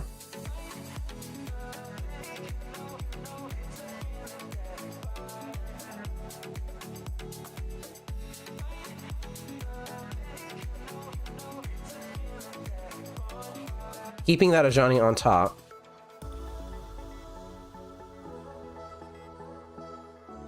And let's see what they swing in with. If they swing in with everything, then I get to kill the Ajani. And I actually think I will do that. Straight into Orcish Bowmasters. Love to see it. And I am going to double block this Ajani.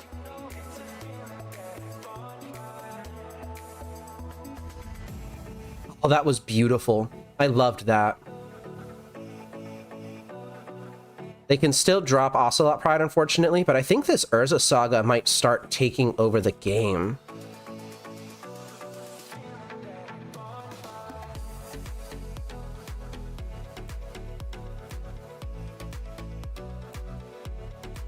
I have a Blood Crypt on top of my deck. So this is the turn that I need to suspend Profane Tutor, I think, and I am going to do it. I also believe I need to get down Pyxis. The question here is, do I want them having Ajani or not? I think the answer is no. I think it's going to cause me too much trouble, and if that's the case, then I want to keep that Blood Crypt on top of my deck so that I can shock it in and play out like a Pithing Needle or a Pyxis next turn and also make a Urza Saga construct.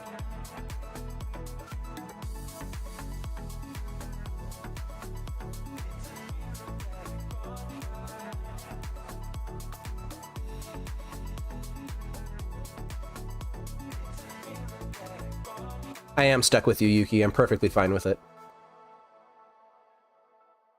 Yeah, I'm gonna take this Ajani. I am feeling fairly confident. Not great. Okay-ish.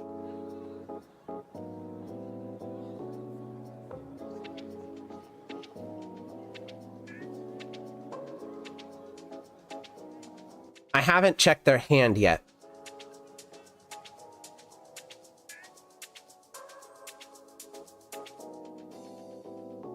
Yeah, I'm gonna take your 𝗟𝗓𝗓 off the top of your deck here. Flooded Strand, you can have that. They got 4 cards in hand. They kept their hand off the strength of something. I don't know what. Hopefully not a 𝗟𝗓𝗓. Hopefully not a 𝗟𝗓𝗓. Maybe it was Ragavan into 𝗟𝗓𝗓 is what they kept their hand off of. They kept 7 though, right?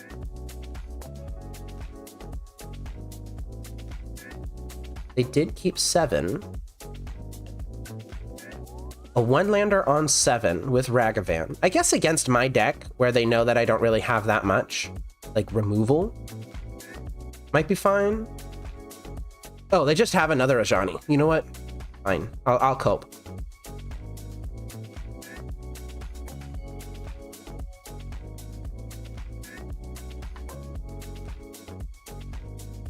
I will cope by blocking here. Yeah, I don't want to be taking that damage. Actually, they would have just made another one anyway. So maybe that was a little bit of a punt.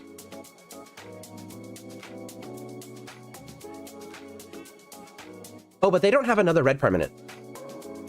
So 𝗟𝗓𝗓 can 0 as much as it wants, and it'll just continue to make cats.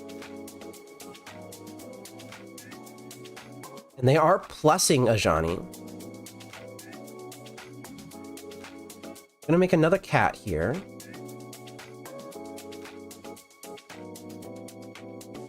And now the question is, do I actually create the construct at all? Or do I just play out my hand? Oh, that is an ensnaring bridge on top of my deck.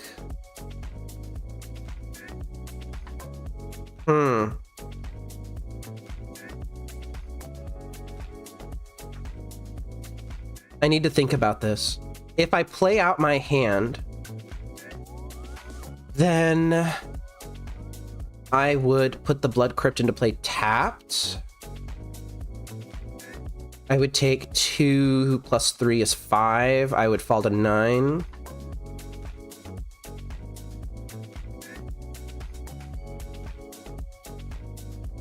No, I'd fall to 8 because of the cat token.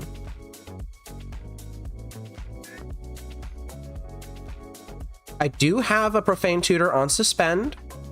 That's true. And what I could do is grab Ensnaring Bridge off Profane Tutor, hope to hit something on my draw, and then just land Ensnaring Bridge and hope I don't die. They have a Galvanic Discharge on top of their deck. They don't have any energy. So if I play a construct, I can eat something and then it would die to the discharge. I think I'm going to play out my hand. I think I'm just going to bet that they cannot win this turn.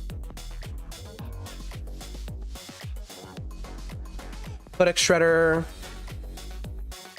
Pithing Needle on 𝗟𝗓𝗓 Nakatal Avenger.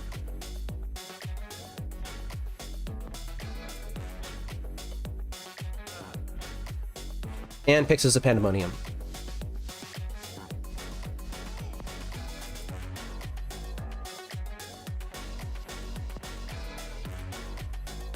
And this gives me a ton of draw control.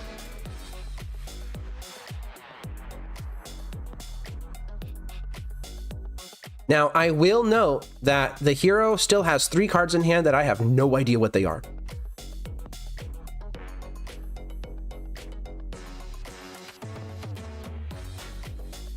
And I also haven't given them a reason to use something like a Static Prison.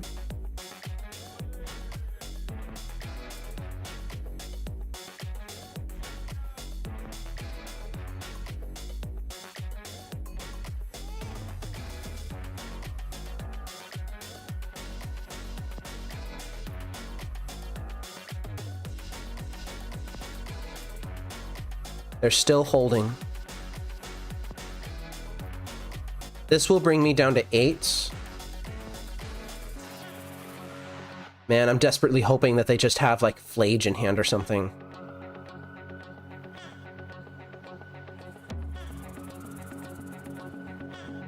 They started paying costs for something, tapped a Sacred Foundry, and then backed out. That could be anything from a Prismatic Ending to a Flage. Yep, here's the Flage. Okay.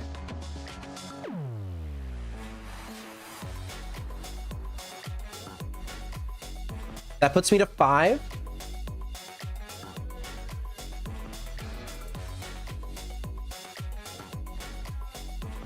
Okay, well, I'm gonna have you mill this Goblin Bombardment. And I actually will mill this Ensnaring Bridge. I'm going to be getting an Ensnaring Bridge off of Profane Tutor here, and I just don't want the Ensnaring Bridge in my deck.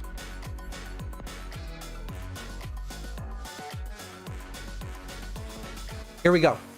Flage in the graveyard. I am at 5 life. I have Profane Tutor coming off Suspend. I have Urza's Saga popping, and I have a draw. Let's see what happens. This must get Ensnaring Bridge. Pyxis of Pandemonium. Is this an acceptable draw? Will I be okay if I have Pyxis? Or do I need to make an attempt to mill myself into a discard spell? I think I am going to try and find a discard spell. That's a Profane Tutor. Would have rather had the Pyxis. I don't think I'm going to activate Codex Shredder again. I think I need to keep a little bit of draw control up for this. All right, let's go ahead and grab something out of the deck. What could they have? Let's think about this for a moment. Is there anything I can do about a second Flage? If they have second Flage, then next turn they would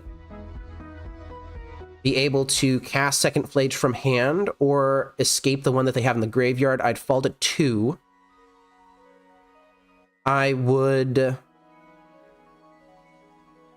draw a card, discard it to Cookbook, gain 3 life, and then I would be ahead of Flage.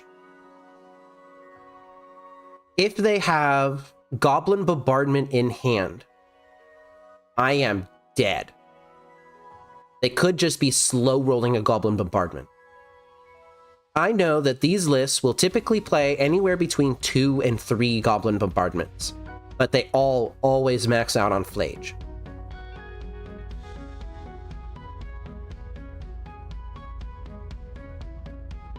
If they had a Goblin Bombardment, I feel like they would have played it out by now. I think it needs to be the Underworld Cookbook. Pyroclasm is nice.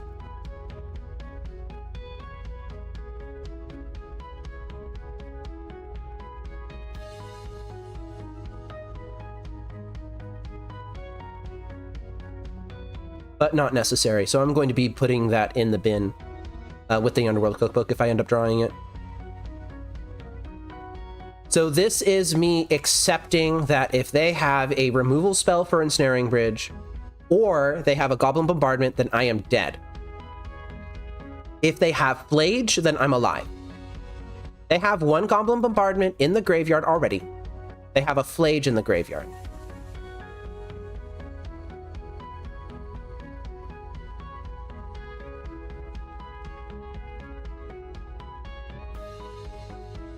Two cards, I don't know what they are.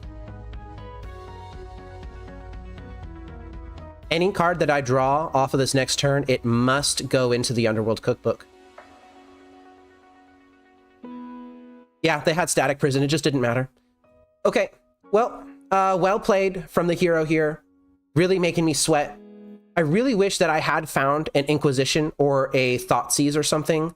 Not a Thoughtseize, an Inquisition off the top of my deck underneath of that 1 card that I milled away. But I couldn't. I couldn't find it, and I wasn't going to expend my entire lock trying to find it. So, yeah. Well played from the hero, I think. Maybe I should have dug for a Inquisition harder, but I just chose not to.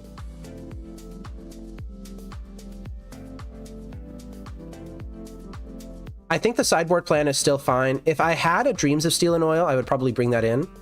I could bring in Duress over Thoughtseize, but I don't think I'm going to do that.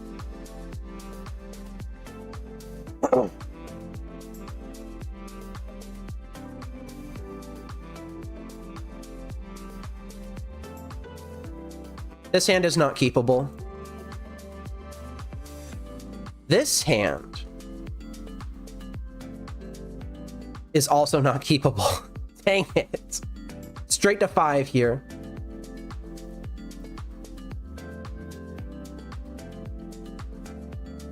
This is the best hand I've seen so far. I need to get rid of... honestly, the 2 mill rocks. Gonna get rid of the 2 mill rocks here. I would refuse to fall to 15 against energy on the first turn, so I am going to just fetch basic swamp. And if I draw lightning bolt, then sucks to suck.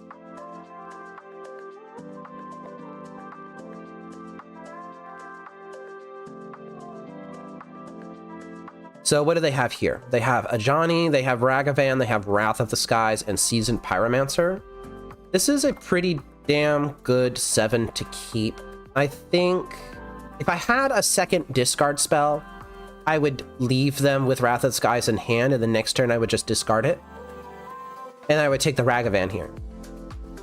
But I think I need to take the Wrath, because I've only got 1 discard spell.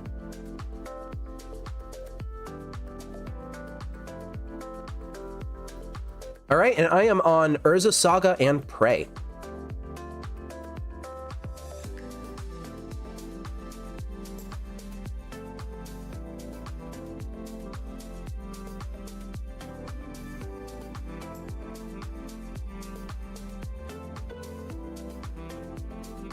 I'd love to draw a land here. Basic Mountain, give it to me.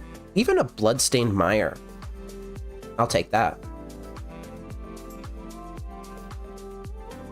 Just something that lets me keep the value engine of Urza Saga going. So I don't have to play a Saga on my 3rd turn and my 2nd turn.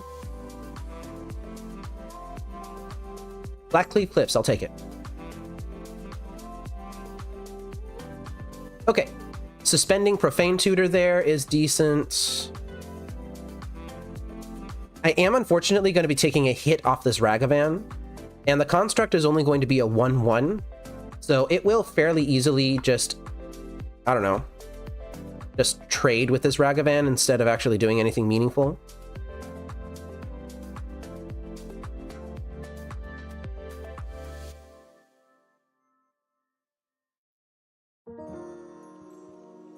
The hero's fetching with Arid Mesa to find a basic plains, probably for Najani. Yep, there it is.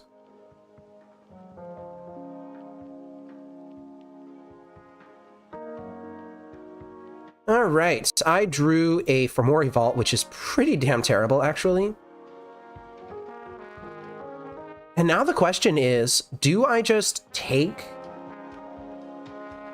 the 5 that I'm being presented with here?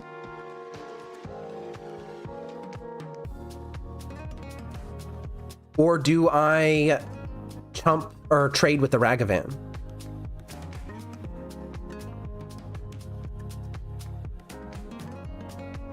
I think the answer might be to trade.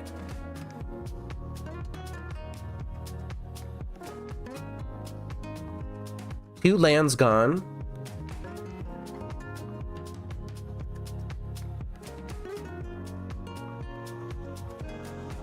Yeah, I'm gonna go ahead and create my construct here.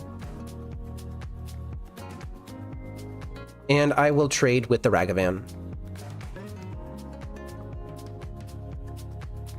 I've got Profane Tutor coming off Suspend now. I think I have to get an Ensnaring Bridge with this. I just think I'm not in a good enough position to do anything else.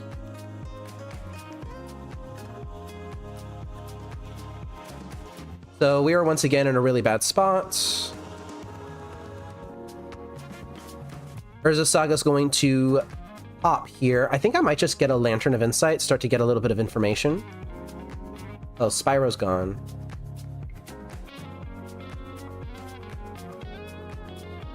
I could get the Underworld Cookbook and start gaining life. I don't think that's correct.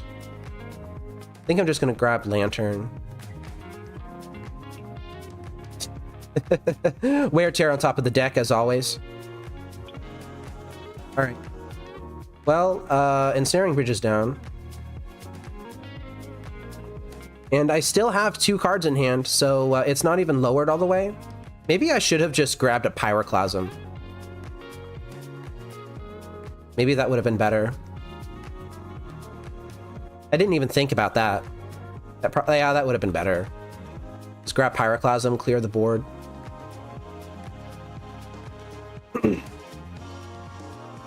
Because now I don't even have a Lantern of Insight.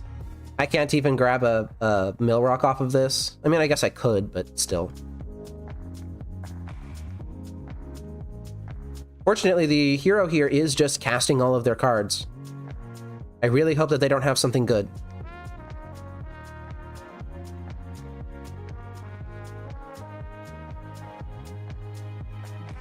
All right, swinging in for 5.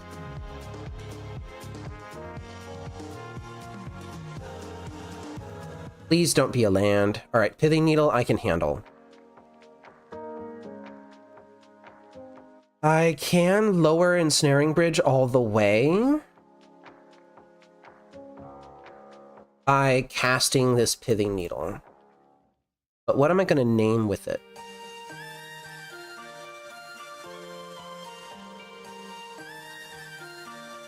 I could name Goblin Bombardment, or I could name Ajani Nakatl Avenger. If they have any way to remove a creature, including something like a Flage or a Galvanic Discharge, which I think I saw, then Ajani immediately becomes just the biggest problem. If they have Goblin Bombardment, then I don't immediately die. I guess I don't immediately die to either. I am going to name the backside of an Ajani.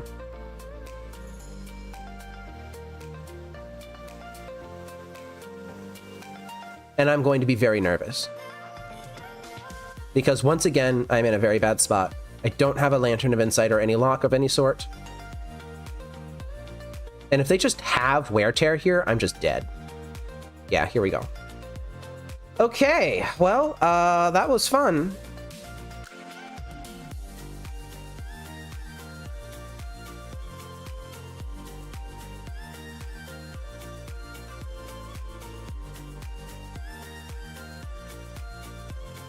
Just being a little cordial with my opponent here. And I'm going to go ahead and concede. That was good enough. There's just no way I get out of this. Unfortunate. That really sucks.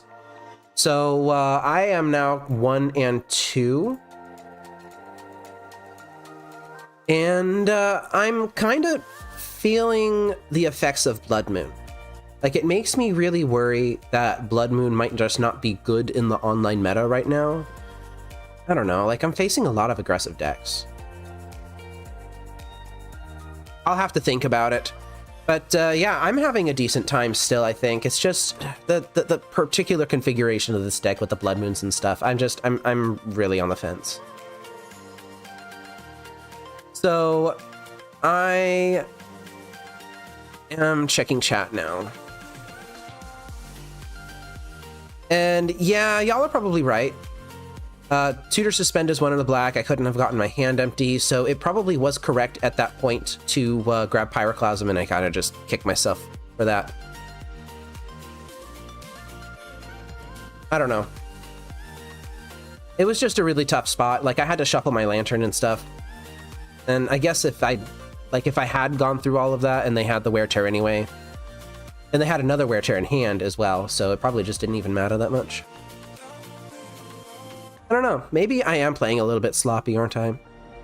I'm gonna go ahead and take a small break. I'm gonna start Ratch 4. I'll be back in a second.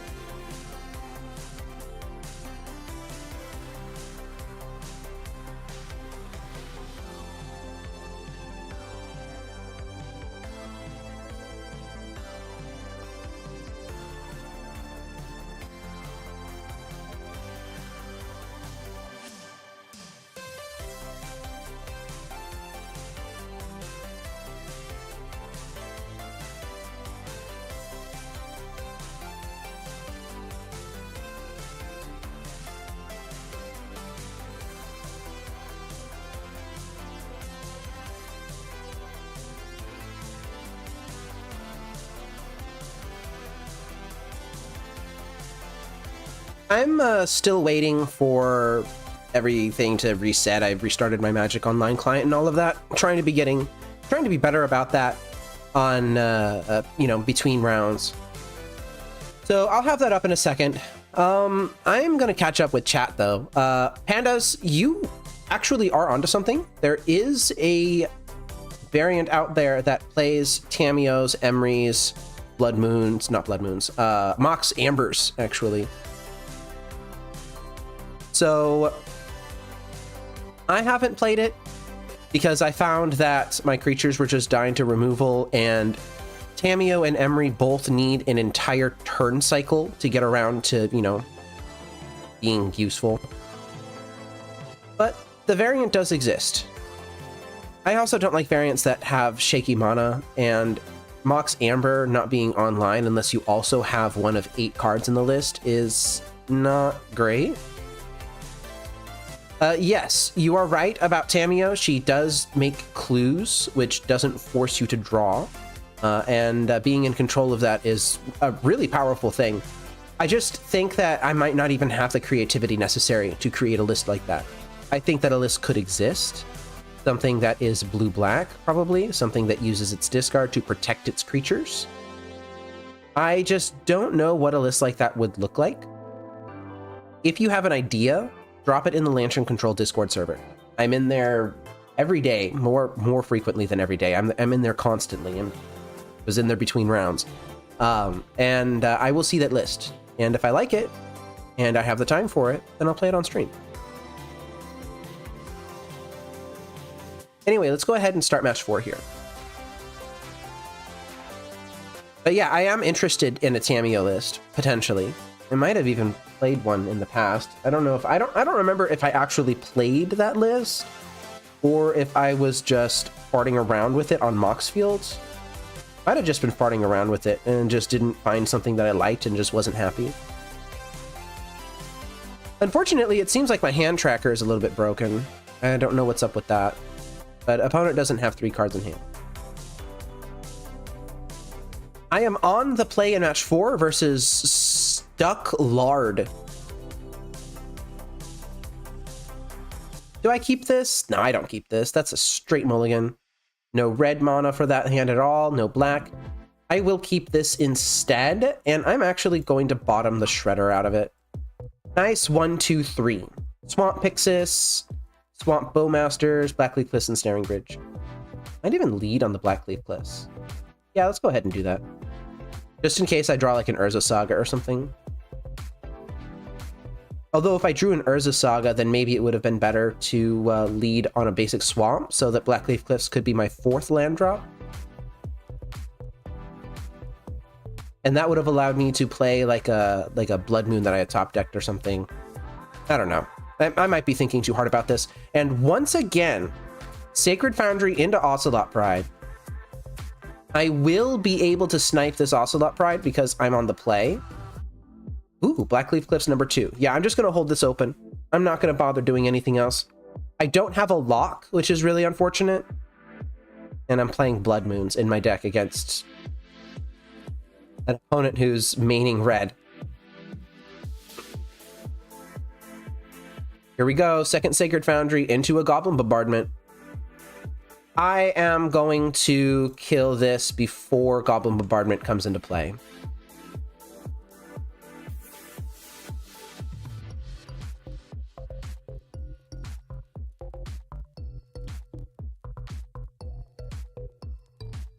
A Profane Tutor. I'm going to suspend that. I will not attack because I am afraid of a Ragavan.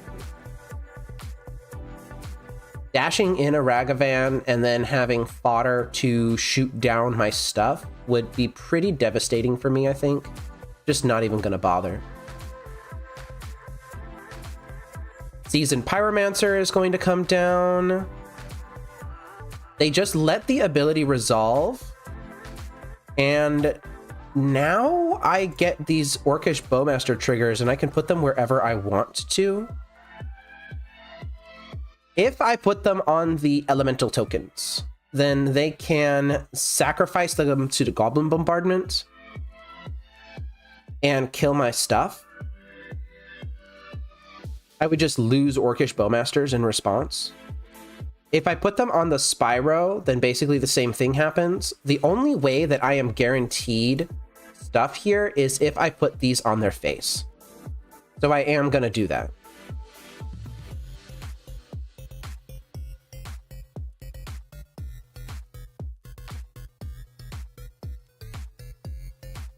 Don't really like this interaction here. That does not make me happy, but you know what? I will take what I can where I can. Profane Tutor is going to be coming off suspend next turn. Urza Saga is a really good rip. I like that. Oh, and they bend a Flage? Yeah, that's not cool. All right, well, Ensnaring Bridge comes down now.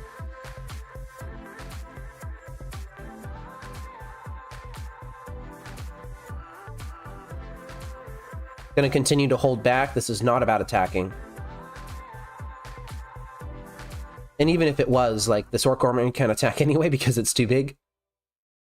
And the Elemental tokens can attack, but Spyro cannot. 𝗟𝗓𝗩𝗘 Pariah will just instantly flip here.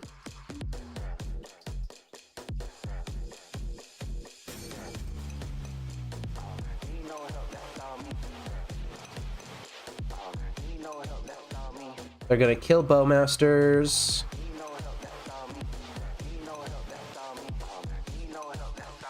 𝗟𝗓𝗩𝗘's going to possibly 0 here, and that could kill my Orc army if they really wanted to.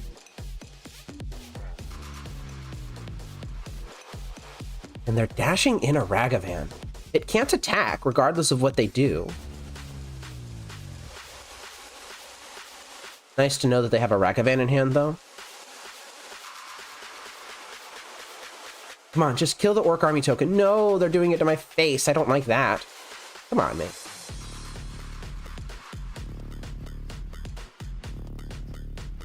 They can now swing in with these elemental tokens here if they want to.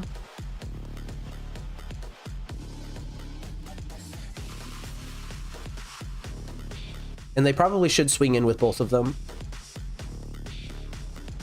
Chose not to, though. That's good for me.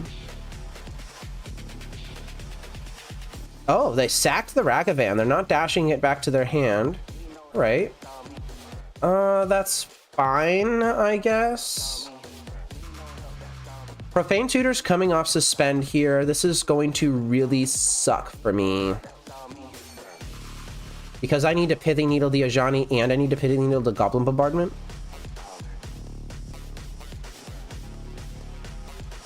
I think I just need to grab Pithing Needle here.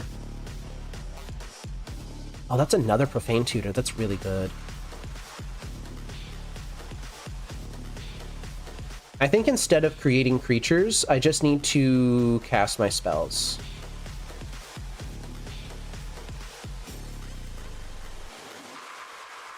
And I'm going to put this one on 𝗟𝗓𝗩. That one just does more damage right now, I think. Although they didn't sack their board. Well, they didn't sack their board because they didn't have to. Because if I needle the Goblin Bombardment, then they just deal more damage to me with 𝗟𝗓𝗩. Okay, 𝗟𝗓𝗩 Avenger is needled, and this Profane Tutor is going to do something, maybe. I'm glad that I needled the 𝗟𝗓𝗩 as well, because if I had needled the Goblin Bombardment, then 𝗟𝗓𝗩 could potentially hit me multiple times over multiple turns, whereas the Goblin Bombardment requires them to invest their creatures into it first. Here they can escape Flage if they want to. Galvanic Discharge on the army token, that's fine. Don't really care about that anyway.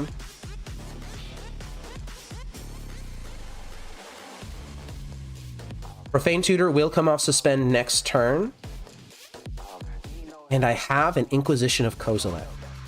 So it is free to create this construct because even if I decide to get a Underworld Cookbook here, then I would be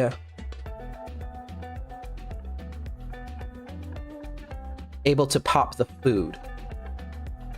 But I have a Profane Tutor on suspend. I think I might just grab a Lantern of Insight with this. Make sure I'm not going to die. Inquisition them. Take the remaining Galvanic Discharge. And now I can just use Underworld Cookbook to answer Phlages and Goblin Bombardment.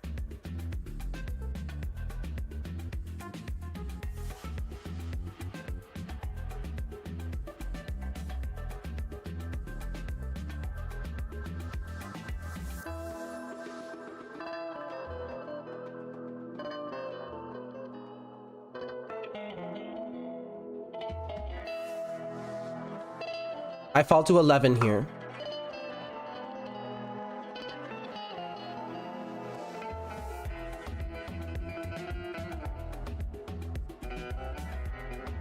They're going to create a creature.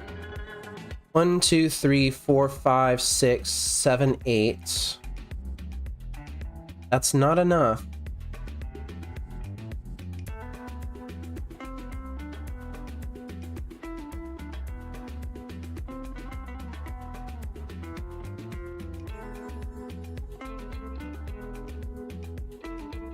They can escape Phlage next turn.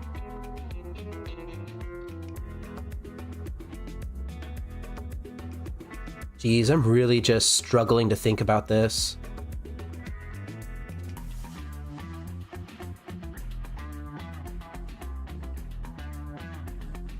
So what do I need to do here? I need to make sure that I can gain enough life to outpace what they're doing. Ocelot Pride creating additional tokens is a problem because it gives them additional pings with Goblin Bombardment that I wasn't planning on if they can gain life. Next turn, they can escape Phlage if I let them draw this Flooded Strand and they sacrifice, at minimum, the Seasoned Pyromancer, which would be more than reasonable for them to do. If they can do that, then I am effectively right now at 10, 9, 8, 7, 6, 5, 4, 3.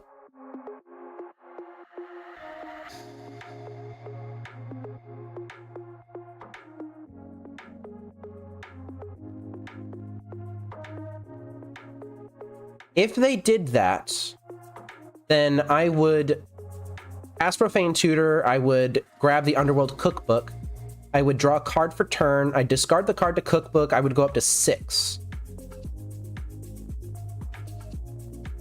Phlage would bring me to 5, because they would sacrifice it when it enters. And then it would bring me to 2. And then the additional cat tokens that are generated off of them gaining life would bring me to 0. So that's not good enough.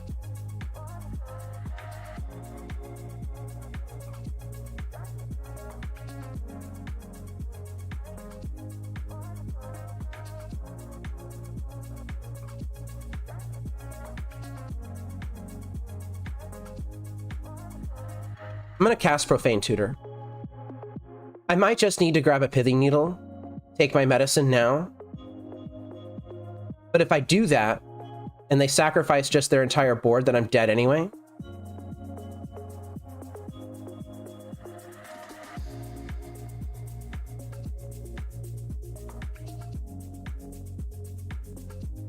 I don't think I have a way out of this. I think I am 1 life short.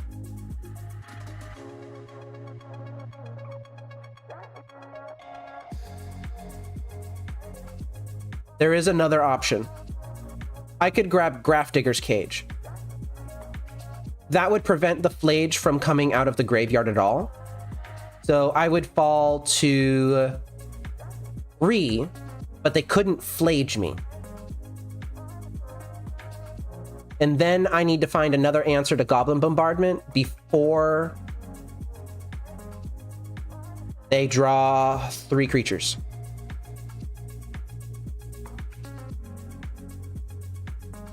No, I can't. It doesn't matter if they draw the Flooded Strand or not because they've already got 3 cards in their graveyard. So they can just sacrifice the Ocelot Pride and the Spyro. Oh, I guess that's a good point, though. But then if they have, like, literally anything underneath of that, then that's a problem. Like, if they have a creature underneath of that, that would be a problem. It would need to be... I'm not sure. But you've got a point, Flexo. You've got a point. I think I should still probably do the Grafdigger's Cage line.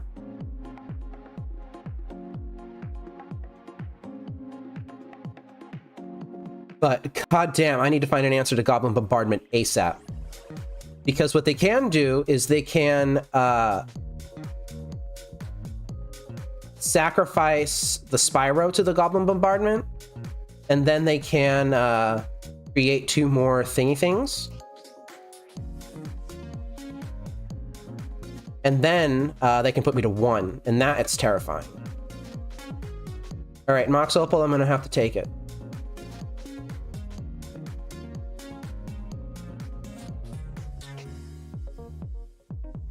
What an awkward situation I find myself in.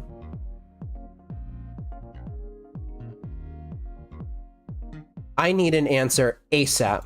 I need to get very lucky here.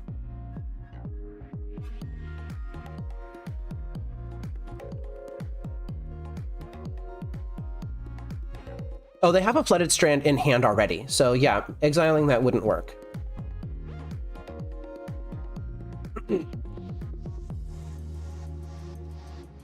I believe I die if I let them have that Ajani, because 1, 2, 3, 4, 5, 6, 7, 8. That puts me to 3. And then they exile Spyro out of their graveyard. They create 1/1s. I go to 1. Ajani puts me to 0. I need to find Pithing Needle right now. And I need to keep them off of creatures until I can find it. If they so much as surveil a Spyro to the graveyard, I'm dead.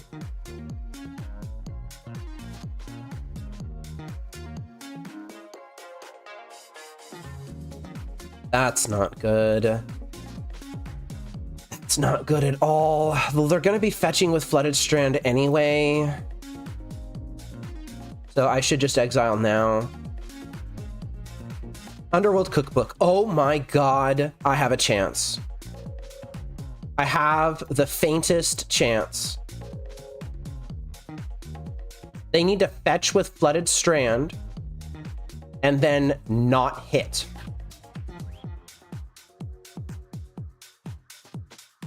So they're going to fetch with Flooded Strand. They're going to find a Surveil land here. If there is a creature on top of their deck at any point, like a Flage, then I'm dead. Hopefully they surveil that to the graveyard. Please put that in the graveyard. No, they kept it on top. Why would they do this to me? Okay. Lantern Shuffle. And I need to get very lucky here.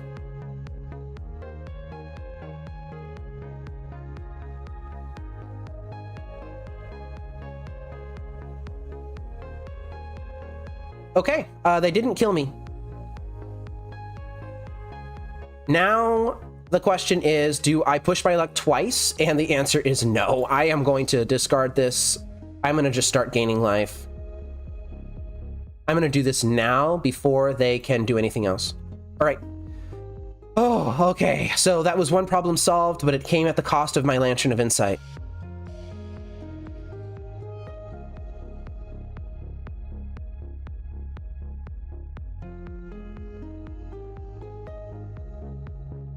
Into Galvanic Discharge, unfortunate. Guide of Souls is coming down. This is actually a problem. I need to remove that Guide of Souls. Because now any creature starts to gain them a bunch of life, which creates a bunch of cat tokens. Another Pyxis. I need to discard that. I need to just start gaining a bunch of life here. Basically anything short of Pithing Needle for Goblin Bombardment, I'm going to discard. And I guess I'm not going to discard a Lantern of Insight. All right, I got myself out of one sticky situation, but I kind of got myself into another one.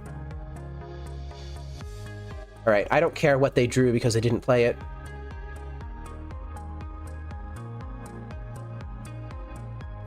Orcish Bowmasters. This is actually good for me because I can kill the Ocelot Pride. I am going to... what the heck, I'm just going to do it now. Actually, no, I'm not. I'm going to at least wait until combat.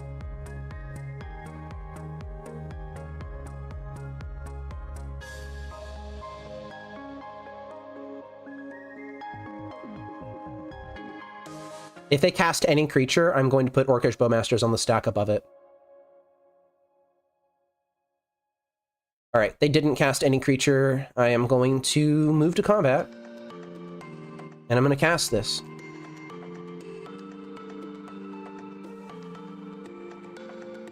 Kill that Ocelot Pride. Make a dude.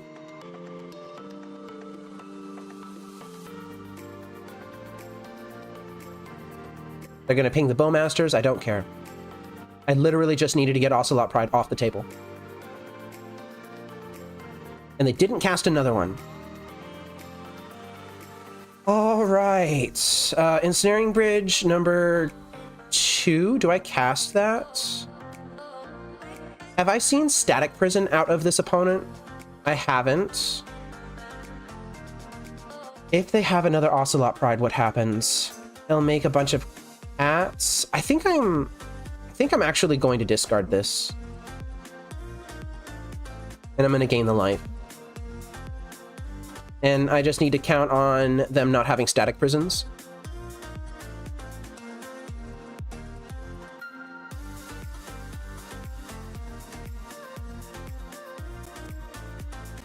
Most people don't play Static Prisons these days. Ooh, Voice of Victory, yep.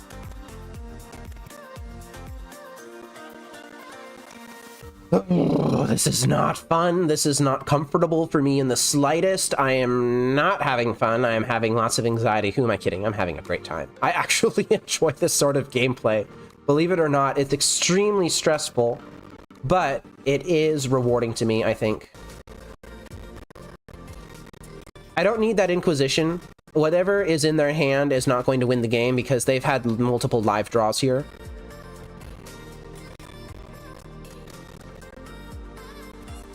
I just need to remember to tap Pyxis every turn.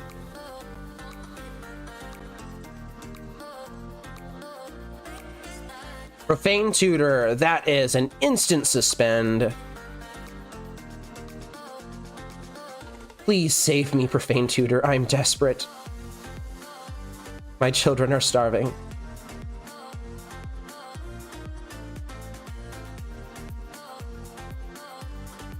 Just a crumb of bread off of this Profane Tutor, please.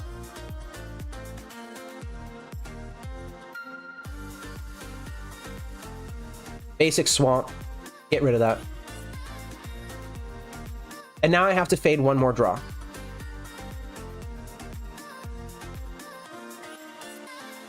Oh man, I have to fade one more draw. Is it going to be a Static Prison that gets them out of the situation? Is it going to be an Ocelot Pride that causes a whole bunch of problems? I'm at 26 life. I think I can afford for them to have... Oh, they're just going for it now. What are they sacking? Uh-oh. What are they doing? Uh-oh. No, don't cast cards. Don't cast cards. Don't do it. Don't, whatever they're doing, don't do it. Uh-oh. They're doing something bad. I think they might actually have it because they're going to create a bunch of elemental tokens. Uh-oh. No. Please don't kill me from 25. I don't want to die. I don't want to die. I don't want to die. I don't want to die. They created 4 tokens.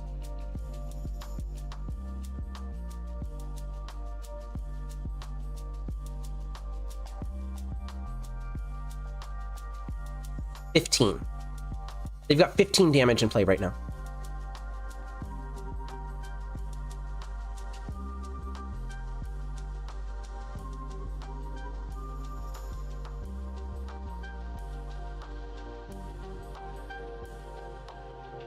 I could grab Pithing Needle if I'm afraid.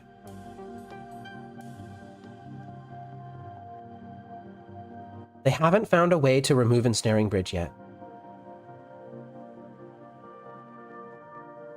I am at effective 10. Do they have another Spyro in play?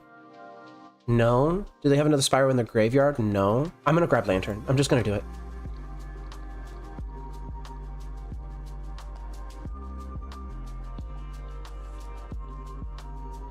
That's a Blood Moon. That is additional food for my Underworld cookbook. Also, Hot Pride on top of the deck. That actually would be really terrible for me. I am going to get rid of this Blood Moon. And I'm going to gain some life.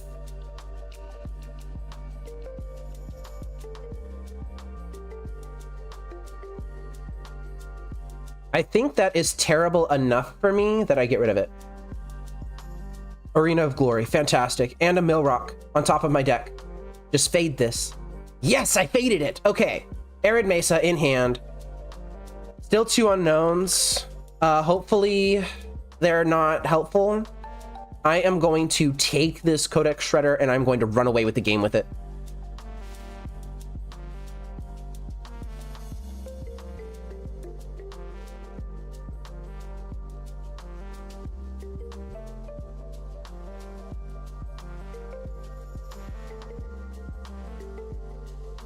I think I'm okay. Ragavan is okay. What on earth is this? The Alcoven encampment? Whenever you attack this turn, create a bunch of stuff? Alright, yeah, I don't care about that. I think they should have dashed this.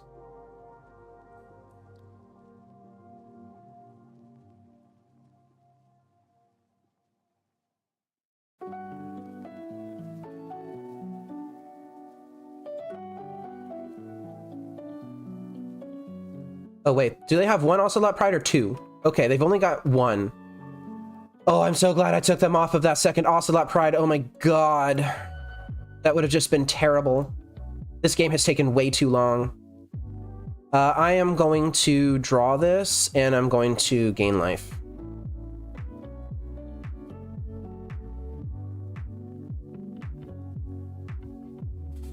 Turn 18, everybody. Turn 18. Oh, we love that Lantern Control gameplay, don't we? That's what you're here for, right? Is to watch me sweat over a game on turn 18. This is whenever they attack. Wow, they had Static Prisons in the deck this whole time? And they just didn't find any for like 6 turns? Showdown of the Scalds, huh? Well, I can't let them have that. Please just be something dead on top. Galvanic Discharge, I'll take it.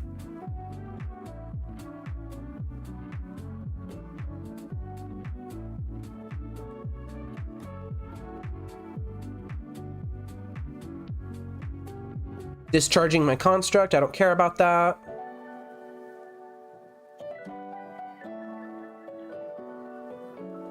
Now, can I afford to Thoughtseize them?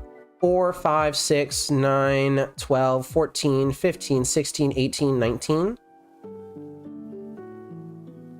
That would put me to effective 10 life. I'm going to Thoughtseize them. This is probably not the correct play, but I just need to know what I need to play around. If I need to play around anything at this point. They don't have any way to make creatures in the graveyard. And I'm just going to hope that this doesn't put me behind. Okay, Goblin Bombardment and Arena of Glory. That's fine. What the? Sure, I guess that's a thing. Not stacking abilities automatically. Don't know what that means. I don't know why there's a hotkey for that, I guess. Because I know what it does, I just don't know why they need a hotkey for it.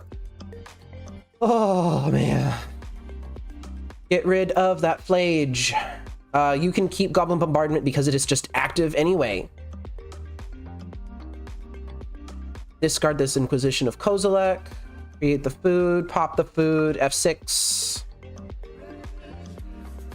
Let them have Goblin Bombardment. They have no way to fetch, so they have no way to affect this, which means that I can have 0 here. And funnily enough, I actually have more life than the Boros Energy player. Imagine that. On turn 20. You know the meme where everyone's saying like, ah, man, I had a Revel in Riches. I played it on turn 40 and you countered it with Negate. It's turn 20. I'm halfway there. They should have just made the meme turn 20 because that's a little bit more reasonable, I think.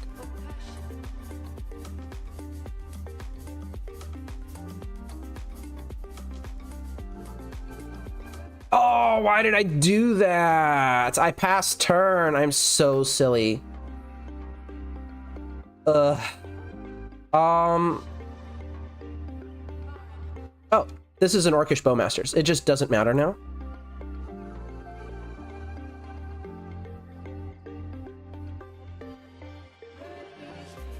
Oh, they just let that go. I think they're giving up. It was just a complete mess for me to Raven Charm. I don't care about that. Yeah, I don't care about that. Just a complete mess for me to pass priority on their end step there. I shouldn't have done that.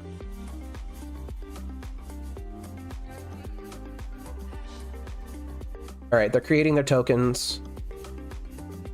I am at a high enough life total to where this doesn't matter. 5, 6, 9, 12, 14, 17, 20. I'm at an effective 12.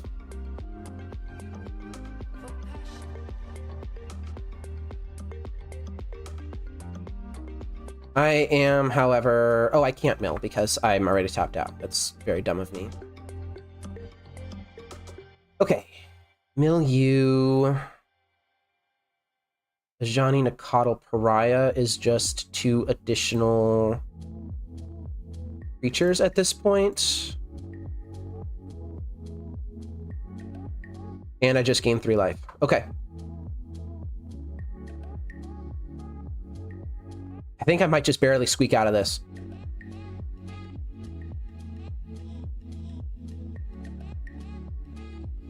Their hand doesn't matter anymore. I'm running short on time. This was a very difficult game to handle.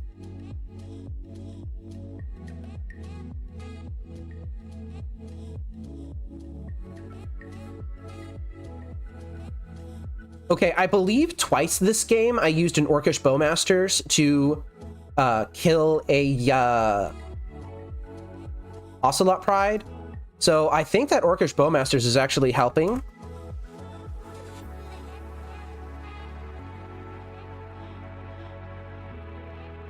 I think I would have died a long time ago if I hadn't done that. Use the Orcish Bowmasters to kill the Ocelot Prides, I mean. Because they would have just had 2 active Prides this entire time on top of everything else that they had. Oh, jeez, I don't think I would have won that. Okay, so that was just barely winning. I need to win game 2. I don't think I have time to lose game 2 and win game 3. So let's go ahead and bring in Lightning Bolts and Pyroclasms. Siding out Blood Moon. And I hate to say it, but Grafdigger's Cage. I think that game was just a little bit too weird. I could take out Thought Seizes and replace them with Duresses. I think I will actually do that this time. So 4 Inquisition, 2 Thoughtseize, 2 Duress. Sided out all my Blood Moons and my Cage for just a crap ton of removal. This hand has a lock, it has Urza Saga, it technically has discard. It does not have Ensnaring Bridge. My opponent has kept 7. I'm gonna keep it. I don't like this hand. I feel like this might just be the lose the game hand.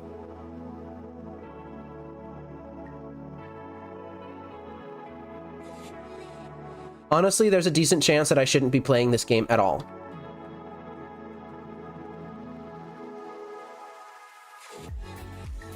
If I see a bunch of nasty stuff in here, I'm going to scoop.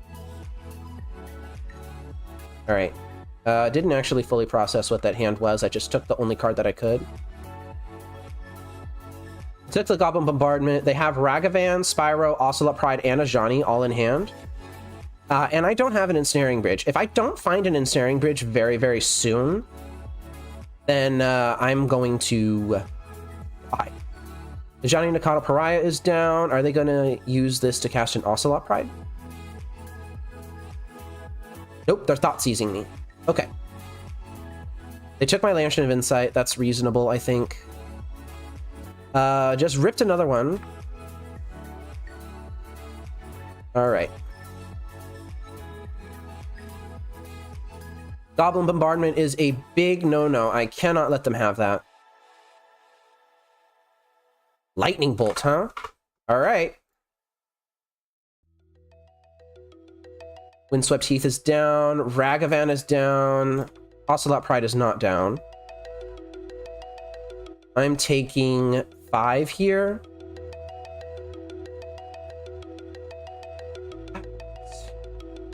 Lightning Bolt. They could just bolt my face. I think that might actually be the correct thing to do.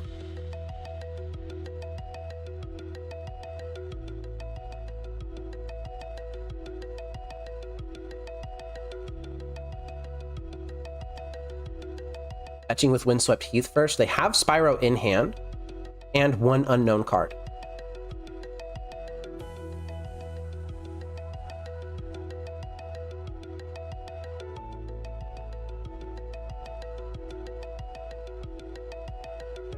I think it actually might be better for them to bolt their own cat. Yeah. So that means Ajani is going to flip. And he's going to deal 3 to me. Am I just dead here? I might just be dead here.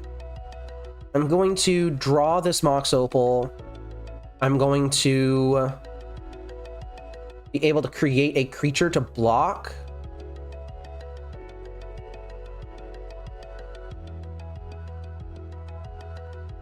And cast the Pyxis of Pandemonium.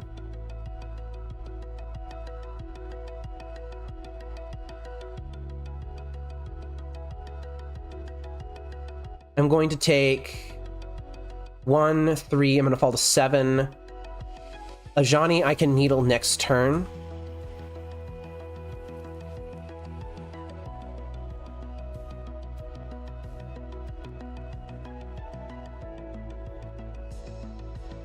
I really need to find an ensnaring bridge here.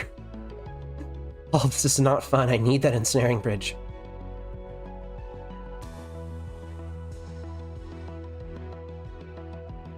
I feel like last turn they probably should have plussed Ajani, honestly. So that they could potentially -4 it.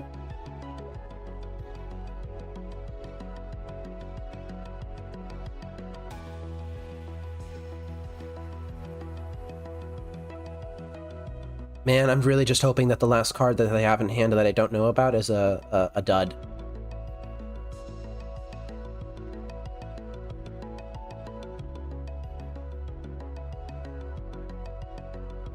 And this is all assuming that I find an ensnaring bridge, which I very well might not.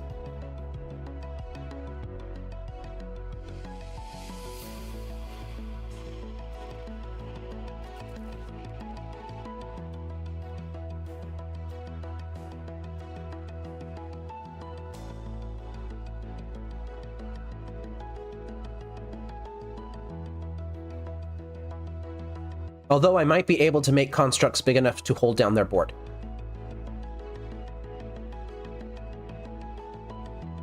Okay, Guide of Souls, you got it.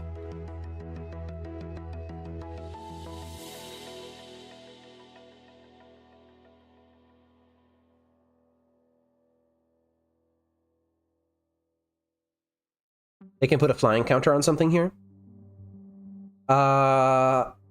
No, actually, they cannot put a flying counter on something here. Do I want them having an Ocelot Pride? I don't think I have a choice.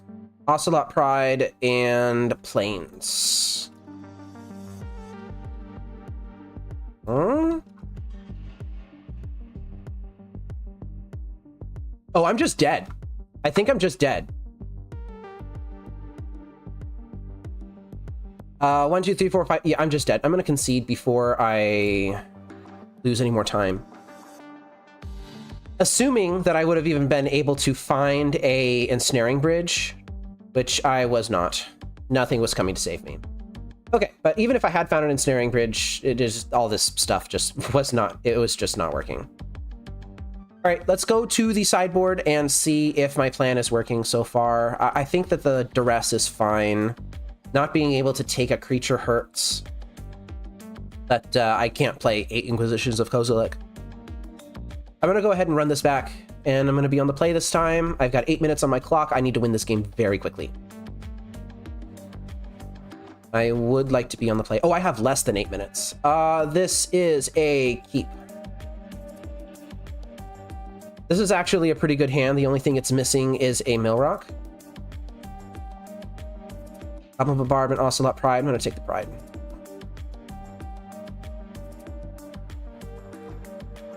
Sorry, I'm not going to be able to sit and commentate like I normally do. I'm really going to try and focus on just winning the game. Plains, Pride, Guide of Souls. Okay. I will drop my lock. Goblin Bombardment on top of their deck is very good for me. Like that a lot. Wow, Ocelot Pride, huh? Yeah, you got it. So Guide Pride is assembled. I will exile. I don't want them having that Spyro. Orcish Bowmasters is pretty good, actually. So I might cast that, but I think I am more inclined to simply bolt the Pride and drop Pithing Needle on Goblin Bombardment. And then F6. They'll be able to get a Surveil land here.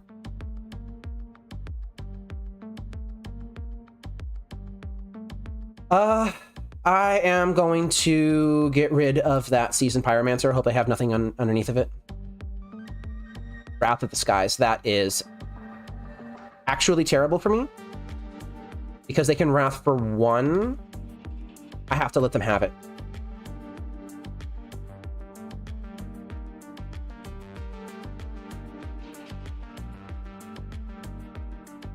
Goblin Bombardment. That's fantastic. That means Inquisition can take Wrath of the Skies.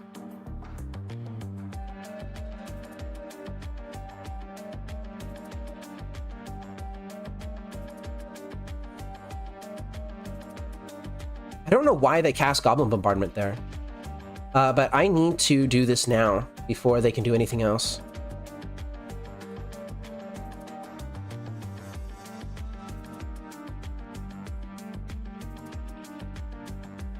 And unfortunately here, I think I just need to let them have the Spyro. And I think I just need to get lucky. I really need this 3rd land down. Actually, I don't really need it. I can kill their whole board here, actually. I'm going to let them have the Spyro anyway. All right, Flooded Strand down. Oops.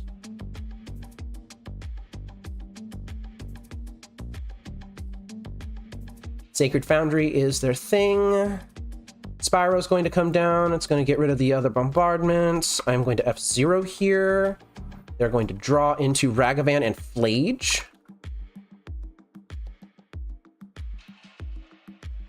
I'm going to continue to take pokes.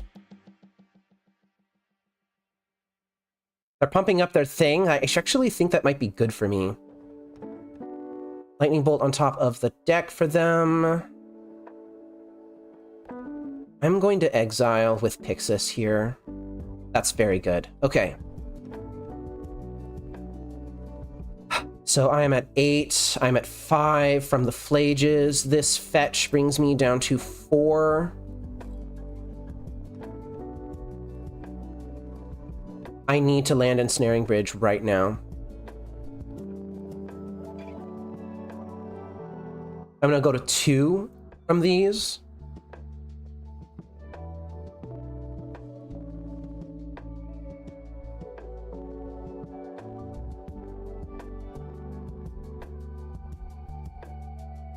Play just coming down. I don't think there's anything I can do about that. They only have 2 energy, so they can't pump up one of their things here. That's really good for me. All right, I'm at 5. I'm going to play Swamp. I'm going to play my last card in hand. It's Orcish Bowmasters. I am going to kill their Elemental. And I'm going to F6 here. I'm going to fall to 2, and I'm in control of this game. I am going to stop tracking their hand.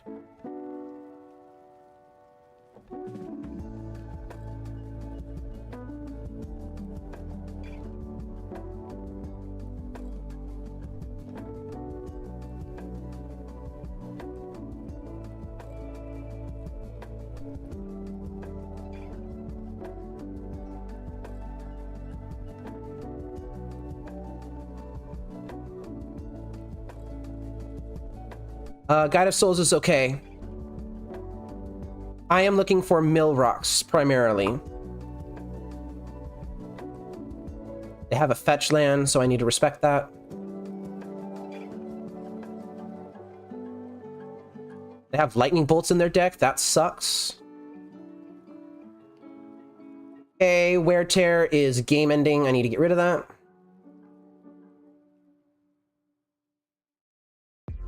Now the question is, oh wow, they conceded the match.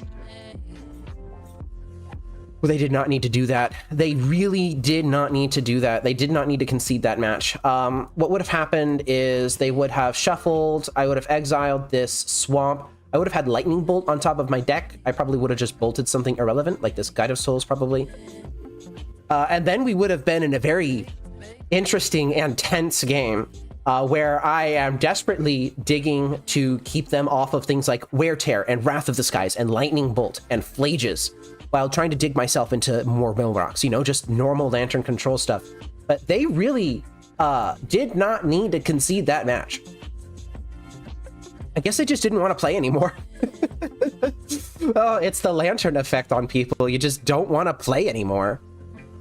Oh man, I hope y'all had as much fun watching that match as I did playing it. Let's move on to match 5.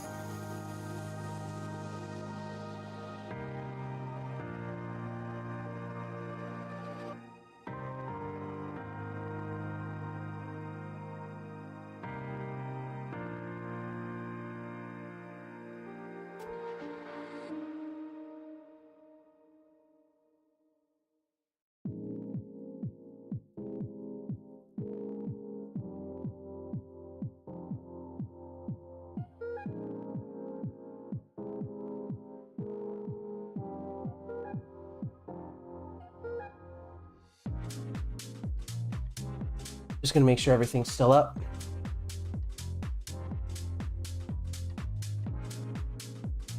I had to take off my hat for that one. That was really stressful. Okay, I am on the play in match 5 versus William Bax. I quite frankly am amazed that I am doing as well as I am. I feel like I should be doing much worse. This is most certainly a basic swamp into Lantern of Insight hand. Although I could just do basic swamp into Pyxis. You know what? I'm going to actually attempt that. Ooh. I'm talking over myself, but they mulled to 5. Wish this was basic swamp into Thoughtseize.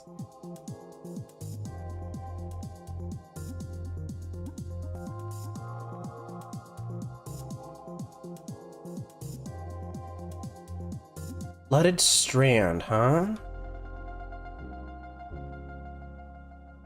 I think I'm going to just play out my lock here.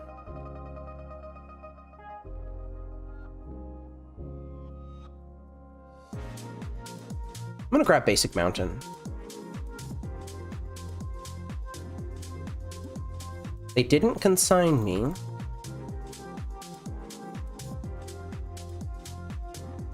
So this appears to be just Blink on a really bad start.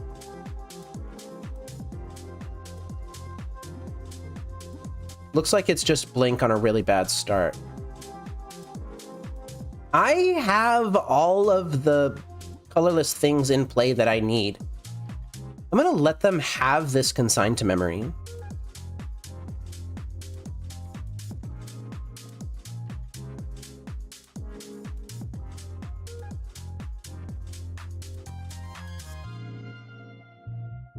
Oh, no, it's just Domain Zoo. So I actually did need to do something here. I could Blood Moon them and then use the Underworld Cookbook to get me out of this spot. I could play Underworld Cookbook and suspend Profane Tutor this turn and then Blood Moon next turn. But I feel like they might have like a creature of some sort. I just want a Blood Moon now. Oh, that also shuts off Consigned to Memory, by the way. In case that wasn't obvious to anyone else. It certainly wasn't obvious to me.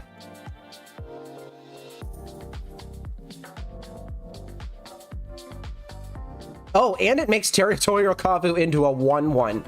Yeah, you got it. Okay, discarding that pesky Consigned to Memory. I'm glad I Blood Mooned. I'm really glad I Blood Mooned. This is definitely Shredder into Profane Tutor.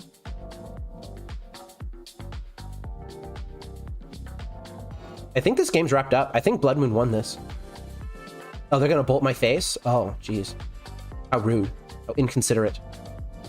How only very vaguely considerate.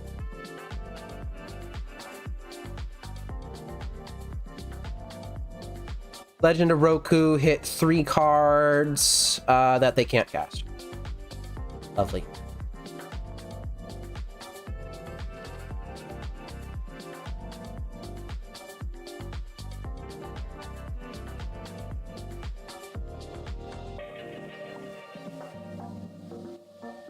And they did discard the Legend of Roku to get that Territorial Kavu in hand. I don't think that was correct.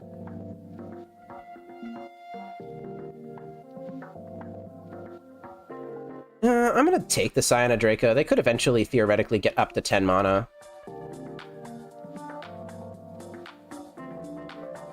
I'll play the Underworld Cookbook and discard this to gain 3 life. And that is 3 turns of them swinging with the Kavu. Fairy Time Raveler is fine.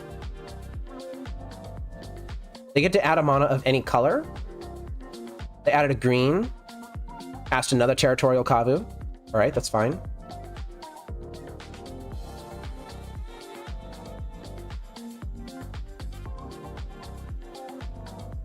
They're gonna find Basic Mountain here.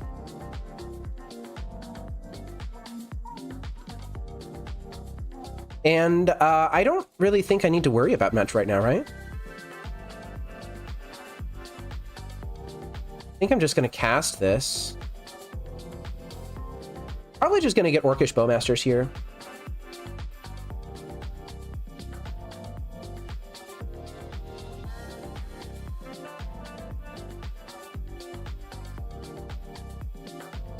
And then I can kill them to death very slowly over 17 turns. Although I guess not that slowly, because it's mandatory once they choose the option, they have to discard and then draw. Okay, yeah, not that slowly then.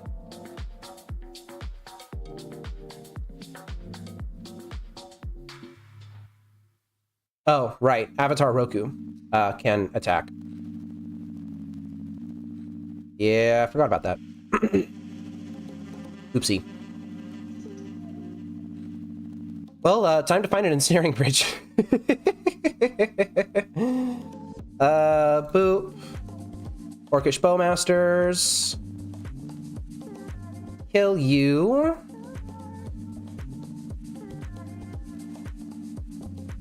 And they're gonna bolt it.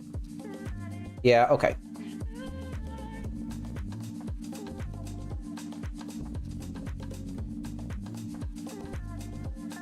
Forgot about Avatar Roku happening. I truly forgot about that. Have I seen that basic mountain yet? No, I haven't. So that's still in their hand.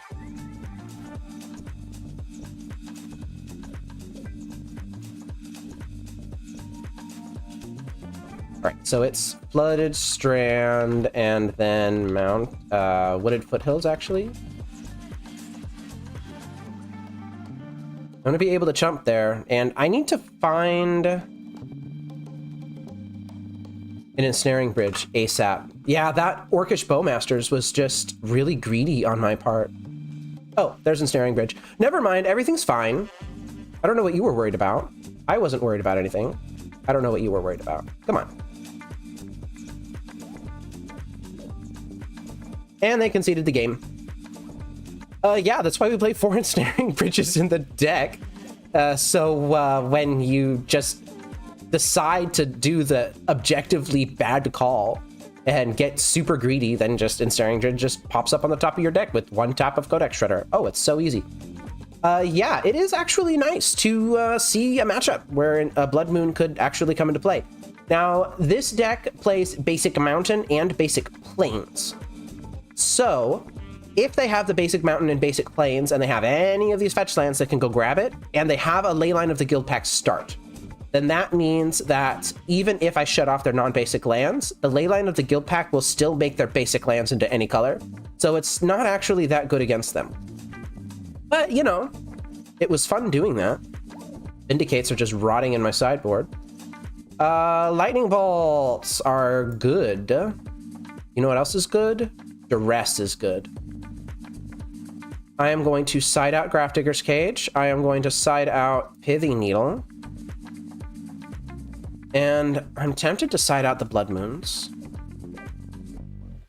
I don't think I should be siding out my Underworld Cookbook. They have Teferi Time Raveler in their deck. I could go down on Orcish Bowmasters. But then if they have like a Ragavan start, then I'm in pretty bad shape. If they have a Ragavan start and I don't have Lightning Bolt, then I'm in kind of bad shape anyway. I think I'm going to actually go down on Blood Moon. Blood Moon did look really good in that game. I'm not convinced that it's any good. Oh, yeah, we keep these. I'm not convinced that it would be good in every game, you know? This is a hope they don't have Teferi hand.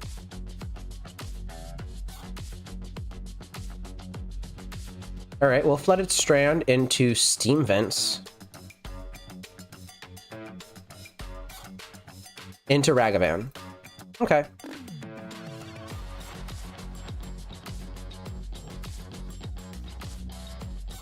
Well, this Verdant Catacombs is going to have to fetch a Blood Crypt.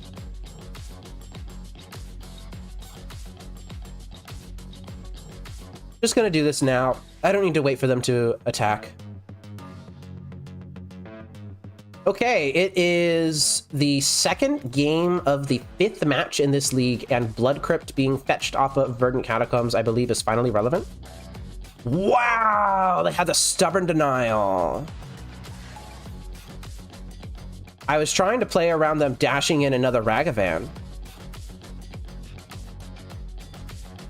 but I should have played around Stubborn Denial instead, apparently. Oh, and they have Inquisition as a hit off of the Ragavan for real? Oh, that's so bad for me. They get to take my Ensnaring Bridge now. And they had the land drop anyway. Well, you play around one thing and you play into another. And sometimes you just top Urza Saga. Lantern of Insight is on the stack. The hero is fetching with Wooded Foothills, found in Indotha Trion, which gives them perfect domain, I might add. I will play Pyxis here.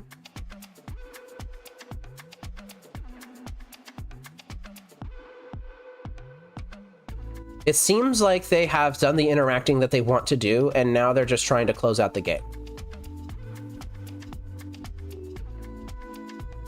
Territorial Kavu off of this? Yeah, that's got haste.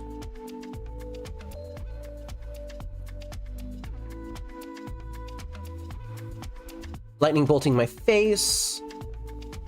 Is that Arid Mesa still in hand? I don't know. I don't know where that Arid Mesa came from. I am going to take the Ragavan hit here. If they want to Thoughtseize me, then that's fine. So 12, 9. Off the Lightning Bolt, 7, 2 off the Territorial Kavu. So I would need to hit another Ensnaring Bridge here if I let them have the Lightning Bolt. I'm gonna let them have it. And just hope that the card they're not discarding. Okay, so that was correct.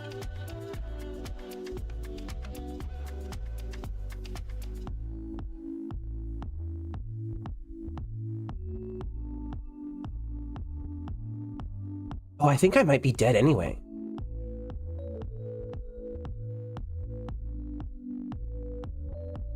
Because... oh, if they Thoughtseize me, then I'm not dead. I need to hit an Ensnaring Bridge here. Oh, they didn't Thoughtseize me. They didn't take the bait. I think I'm dead regardless of what happens. I'm at 5. They have Lightning Bolt in hand. Yeah, this just isn't going to work.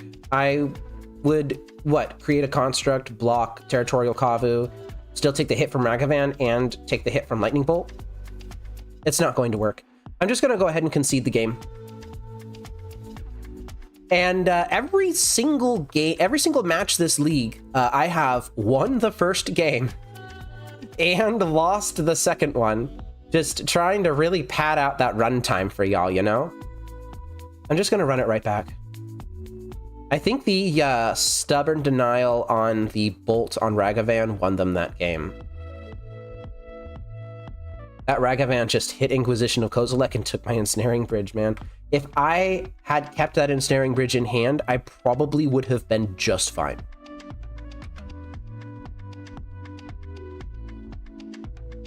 This is not keepable. I'm going to mold a 6. This is keepable, but it's not great. This is likely going to be a fetch Mox Opal off of Urza Saga hand.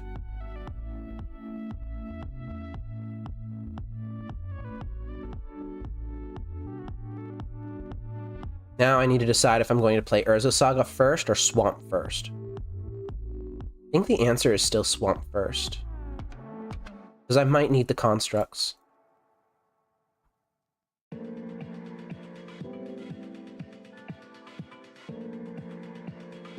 Well, the hero finally has a Leyline of the Guild Pact hand. So on the one hand, that does make a lot of their other cards a lot stronger, but on the other hand, it means that they have one fewer card to work with. Oh, yeah. So this means I can just do everything I want. Suspend Profane Tutor there.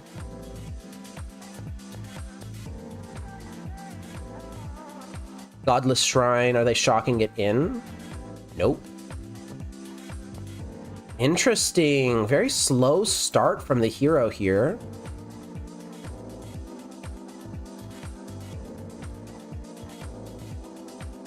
I don't think I'm going to continue to do much here. I think I'm just going to play out my Shredder and play out Profane Tutor. Wow, they F6'd. What are they doing? Why did they F6?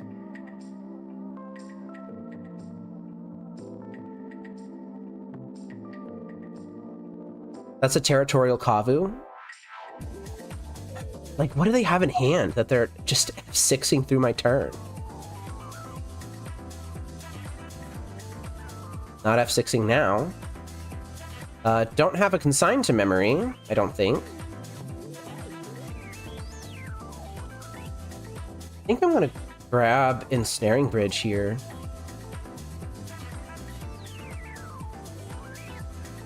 Oh, and I found the land. That's fantastic.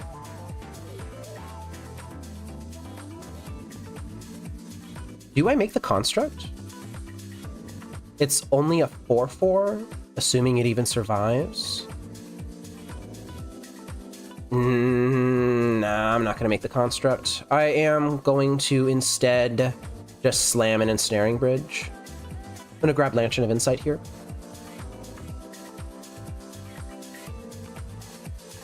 Okay. Hopefully this overwhelms their counter magic. What? They didn't... What? They must have a Leyline Binding. They must have a Leyline Binding. Okay, there's a Leyline Binding on top of their deck here. They don't really have any instant speed ways to draw.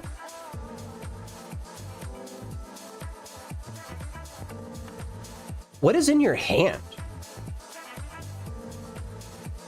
What have you been doing all game? Why did you keep this 7? Is this a Flage? Is this an Avatar of Legend of Roku? I mean, sure, you get Consigned to Memory, I guess. And 2 additional ones, a Stubborn Denial. I don't care about that. What is in your hand? Why did you keep this? I'm gonna grab Thoughtseize. I'm not gonna fart around any longer.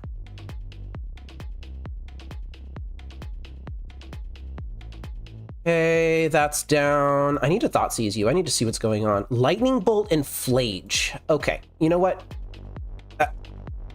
Yeah. That's fine. That's fine. I'm just gonna go ahead and cast my cards.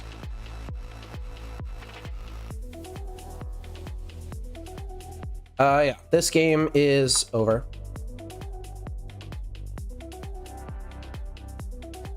Why did they keep this hand?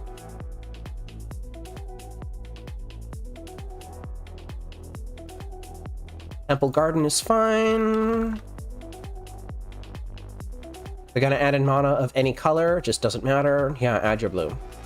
Use it to cast Flage. I dare you. They are using it to cast Flage. Oh my god. Yeah, you got it.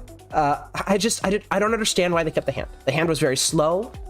They had, what, Territorial Kavu, Leyline of the Guild Pact. I guess they were hoping that the Legend of Roku was going to hit something. I don't know. Like, I don't know why they did this.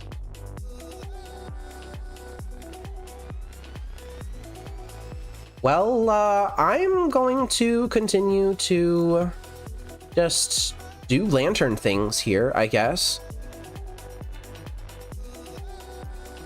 And yeah, Flexo, I guess you're right. The only answer to an onboard Leyline is Vindicate, but like, I'd rather them just not have Leyline Binding at all. I'd rather just use my discard to take it out of their hand.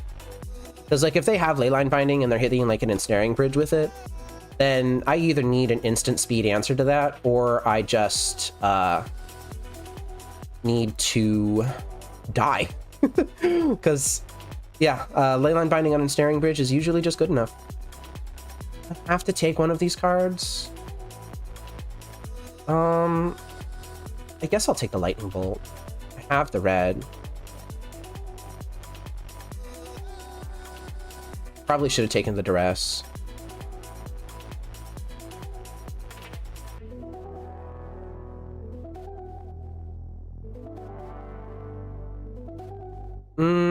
You may not have to ferry.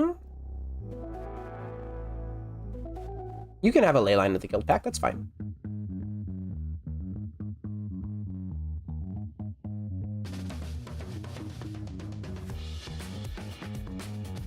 And now I'm just chilling. I'm just having fun.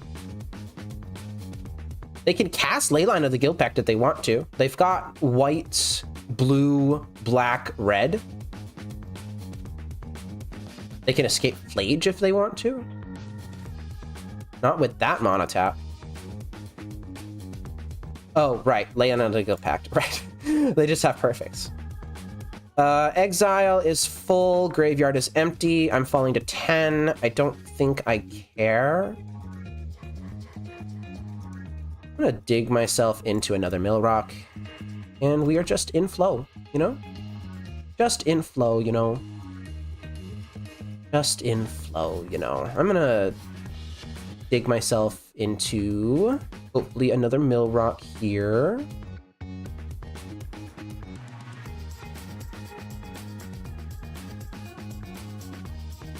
Unfortunately, I have to take something, and I've already played my land drop for this turn.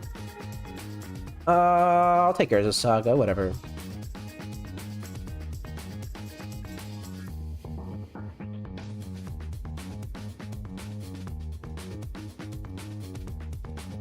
None of this matters.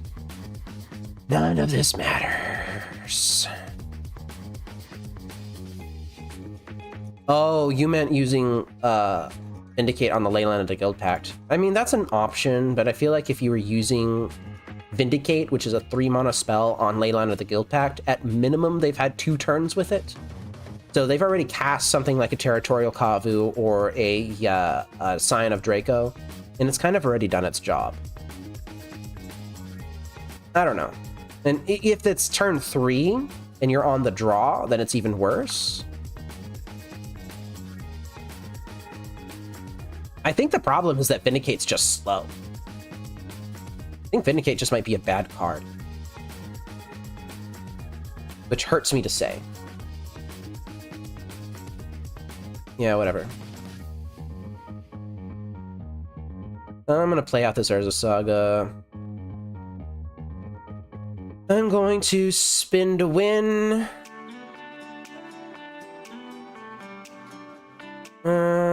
Gonna grab Orcish Bowmasters because I can. Just get it out of my hand.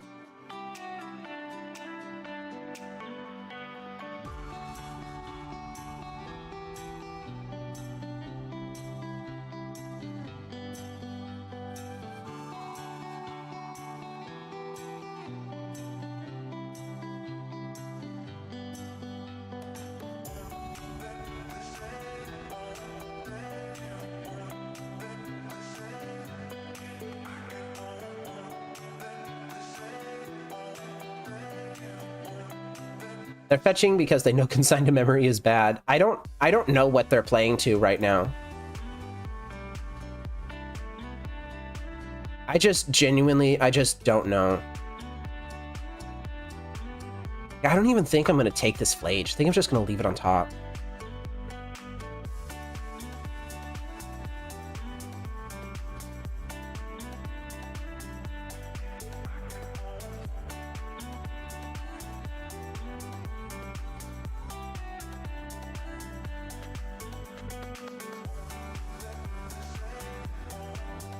Like, I would fall to 6 here. They don't have enough stuff in their graveyard to really escape it right away. And even if they did, I would only fall to 3. I think I'm going to grab an Underworld Cookbook just to send a message. And that message is, this game is over, concede. Yeah, I'm at 6 now. And you're at 22.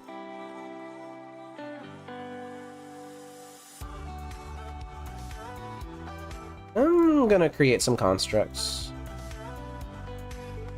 Not that it matters.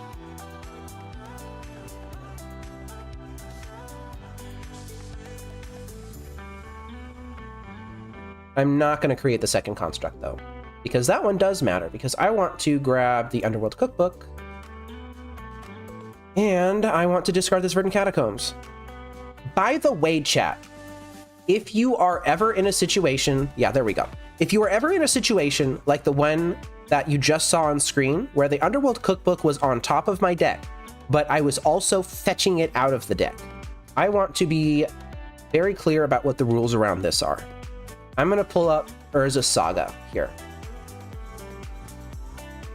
just as something that you can look at. Search your library for an artifact card with mana cost 0 or 1. Put it onto the battlefield, then shuffle. You follow these instructions in order. First, you search your deck for an artifact card with mana cost 0 or 1. Then you put it onto the battlefield, and then you shuffle. The reason this is important is because of Lantern of Insight. Each player plays with the top card of their library revealed. If you fetch the Underworld Cookbook off of an Urza Saga, and the Underworld Cookbook was the top card of your library, in between it entering the battlefield and you shuffling off of that third chapter of Urza Saga, it is no longer the top card of your deck. That means that you must reveal the card that is underneath of the Underworld Cookbook before you shuffle. This is an interaction that is extremely niche and extremely rare, but it does happen. It'll happen with things like, say, Preordain, where you have to reveal the card that you draw, but that's kind of already in the rulings. But it will also happen to have a really weird interaction with stuff like Green Sun Zenith.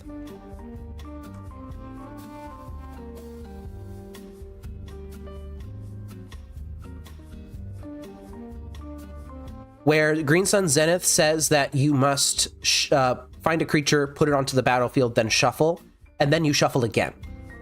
In almost all situations, you can shortcut this by just shuffling your deck once. However, with a Lantern of Insight in play, the shuffle happens twice. So your opponent must shuffle their deck once and then reveal the top card and then put Green Sun Zenith into their deck and shuffle and then reveal again. It is extremely annoying, but it does happen. And, you know, being annoying is why we play Lantern Control, right? Oh my goodness, what a league. Let's wrap this one up.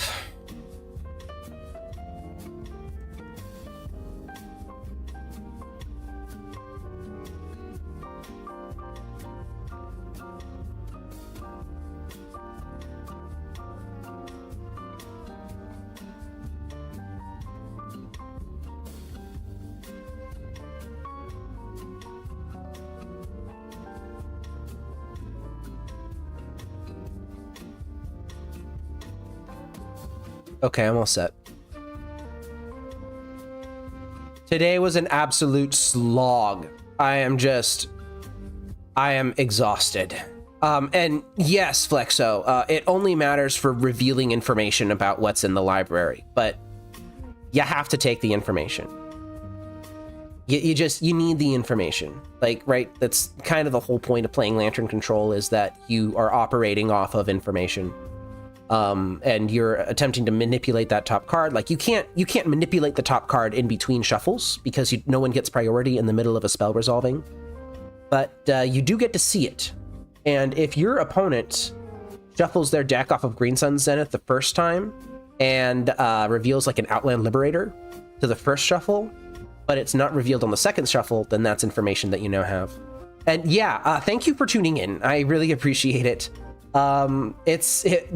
Lantern Control is always just, ugh. I'm going to go ahead and do my wrap up now. I do actually record at the same time I'm editing. It's a whole setup that I got. Took me a long time to get it sorted, but I'm going to go ahead and do my wrap up now. I am exhausted. What? Wow. You know how you can play like Affinity or like Neoform or something like that, and you can get a league done in 40 minutes? This is Lantern Control. I have been live and recording for over 3.5 hours. It has been that long, and I'm just tired. I'm drained. I want to take a nap. But I got the 3-2, so, you know, it's kind of worth it, I guess. I think my opinion on this deck is that Blood Moon is a meta call. If you expect to be facing, I don't know, like Blink and stuff like that, then it's fine, it'll work. But, you know, I continue to think even more highly of Orcish Bowmasters. It does so much. And this particular build, where I had the Blood Moons and I found room for Orcish Bowmasters, it just kind of worked, you know? It was fine. I liked this deck. I think that there were lots of opportunities. I think that there were times where Blood Moon was awkward, and switching over to the Lightning Bolts and Pyroclasms in the board helped out with that a lot. But you know, I was able to Blood Moon lock people, and that felt really good. It was just so nice to just cast Blood Moon on my mill opponent and just lock them out of the game completely. Now, that might not have really been a thing. I think that was more of using lands, like taking lands out of the deck instead of actually Blood Mooning them. But still, like, we did the thing, right? We did the thing. And I guess Blood Moon was a little relevant. So I don't know if I can recommend this over any other version, but I certainly cannot recommend it less than any other version either. If you want to play Blood Moons and Lantern Control, and that just gives you the warm and fuzzies, play a list that looks like this. Maybe even cut 1 Bowmasters and go down to 3 Bowmasters and play an additional land.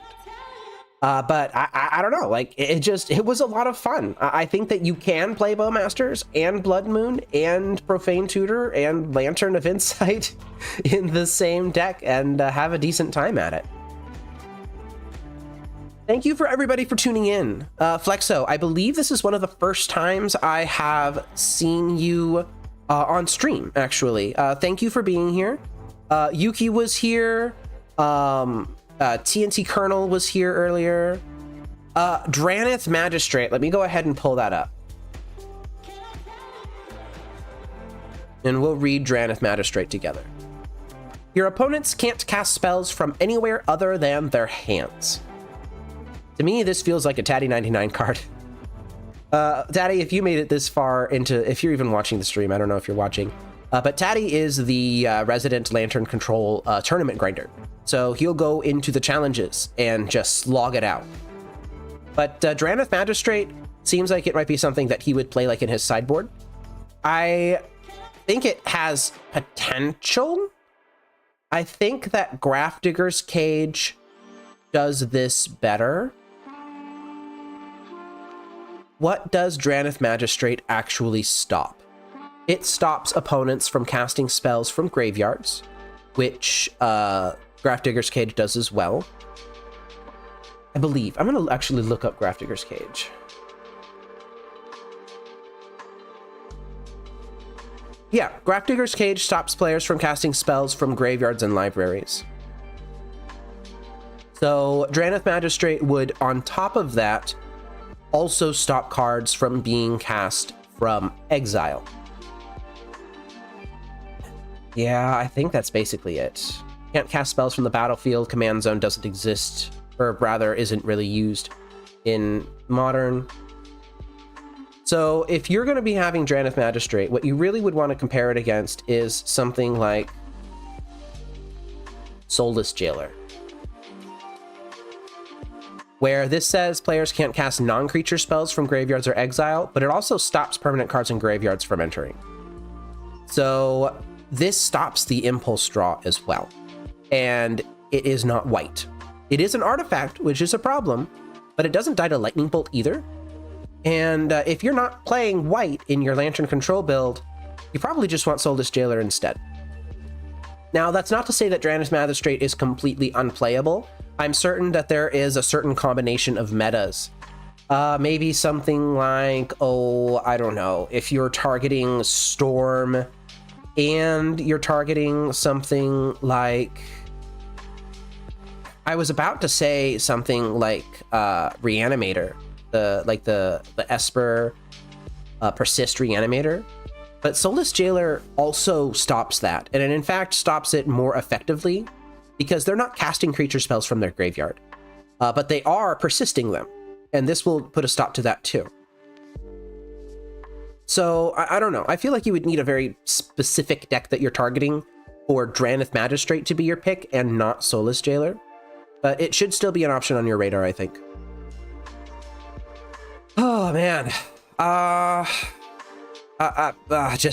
sorry, I'm just so tired. Listen, y'all play a league of Lantern Control and see if you're faring any better than I am, yeah? All right, I am going to wrap up the stream for now. Be on the lookout in the community section, the post section of my YouTube channel for my stream schedules. I am putting stream schedules in there every single week on Sunday nights, usually, and that will tell you what my stream for the next week looks like. I have a couple of surprises coming up for this upcoming week that I will not tell you about, but I will put it in the stream schedule section of the posts on my YouTube channel. So thank you everybody for tuning in. Thank you for chatting. Thank you for watching and lurking, if that's what you're doing. I'm not going to be that really weird creep that asks people to chat. Sometimes I just like putting YouTube videos and streams on the background while I'm like washing dishes or taking a shower or driving in the car. And I certainly wouldn't want anybody to, you know, be interfering with their schedule and the things that they're doing in order to type in some uninspired stuff in chat. But I see your view. I appreciate you regardless. I will be back next week with more Lantern Control, maybe? We'll see. All right, take care, y'all.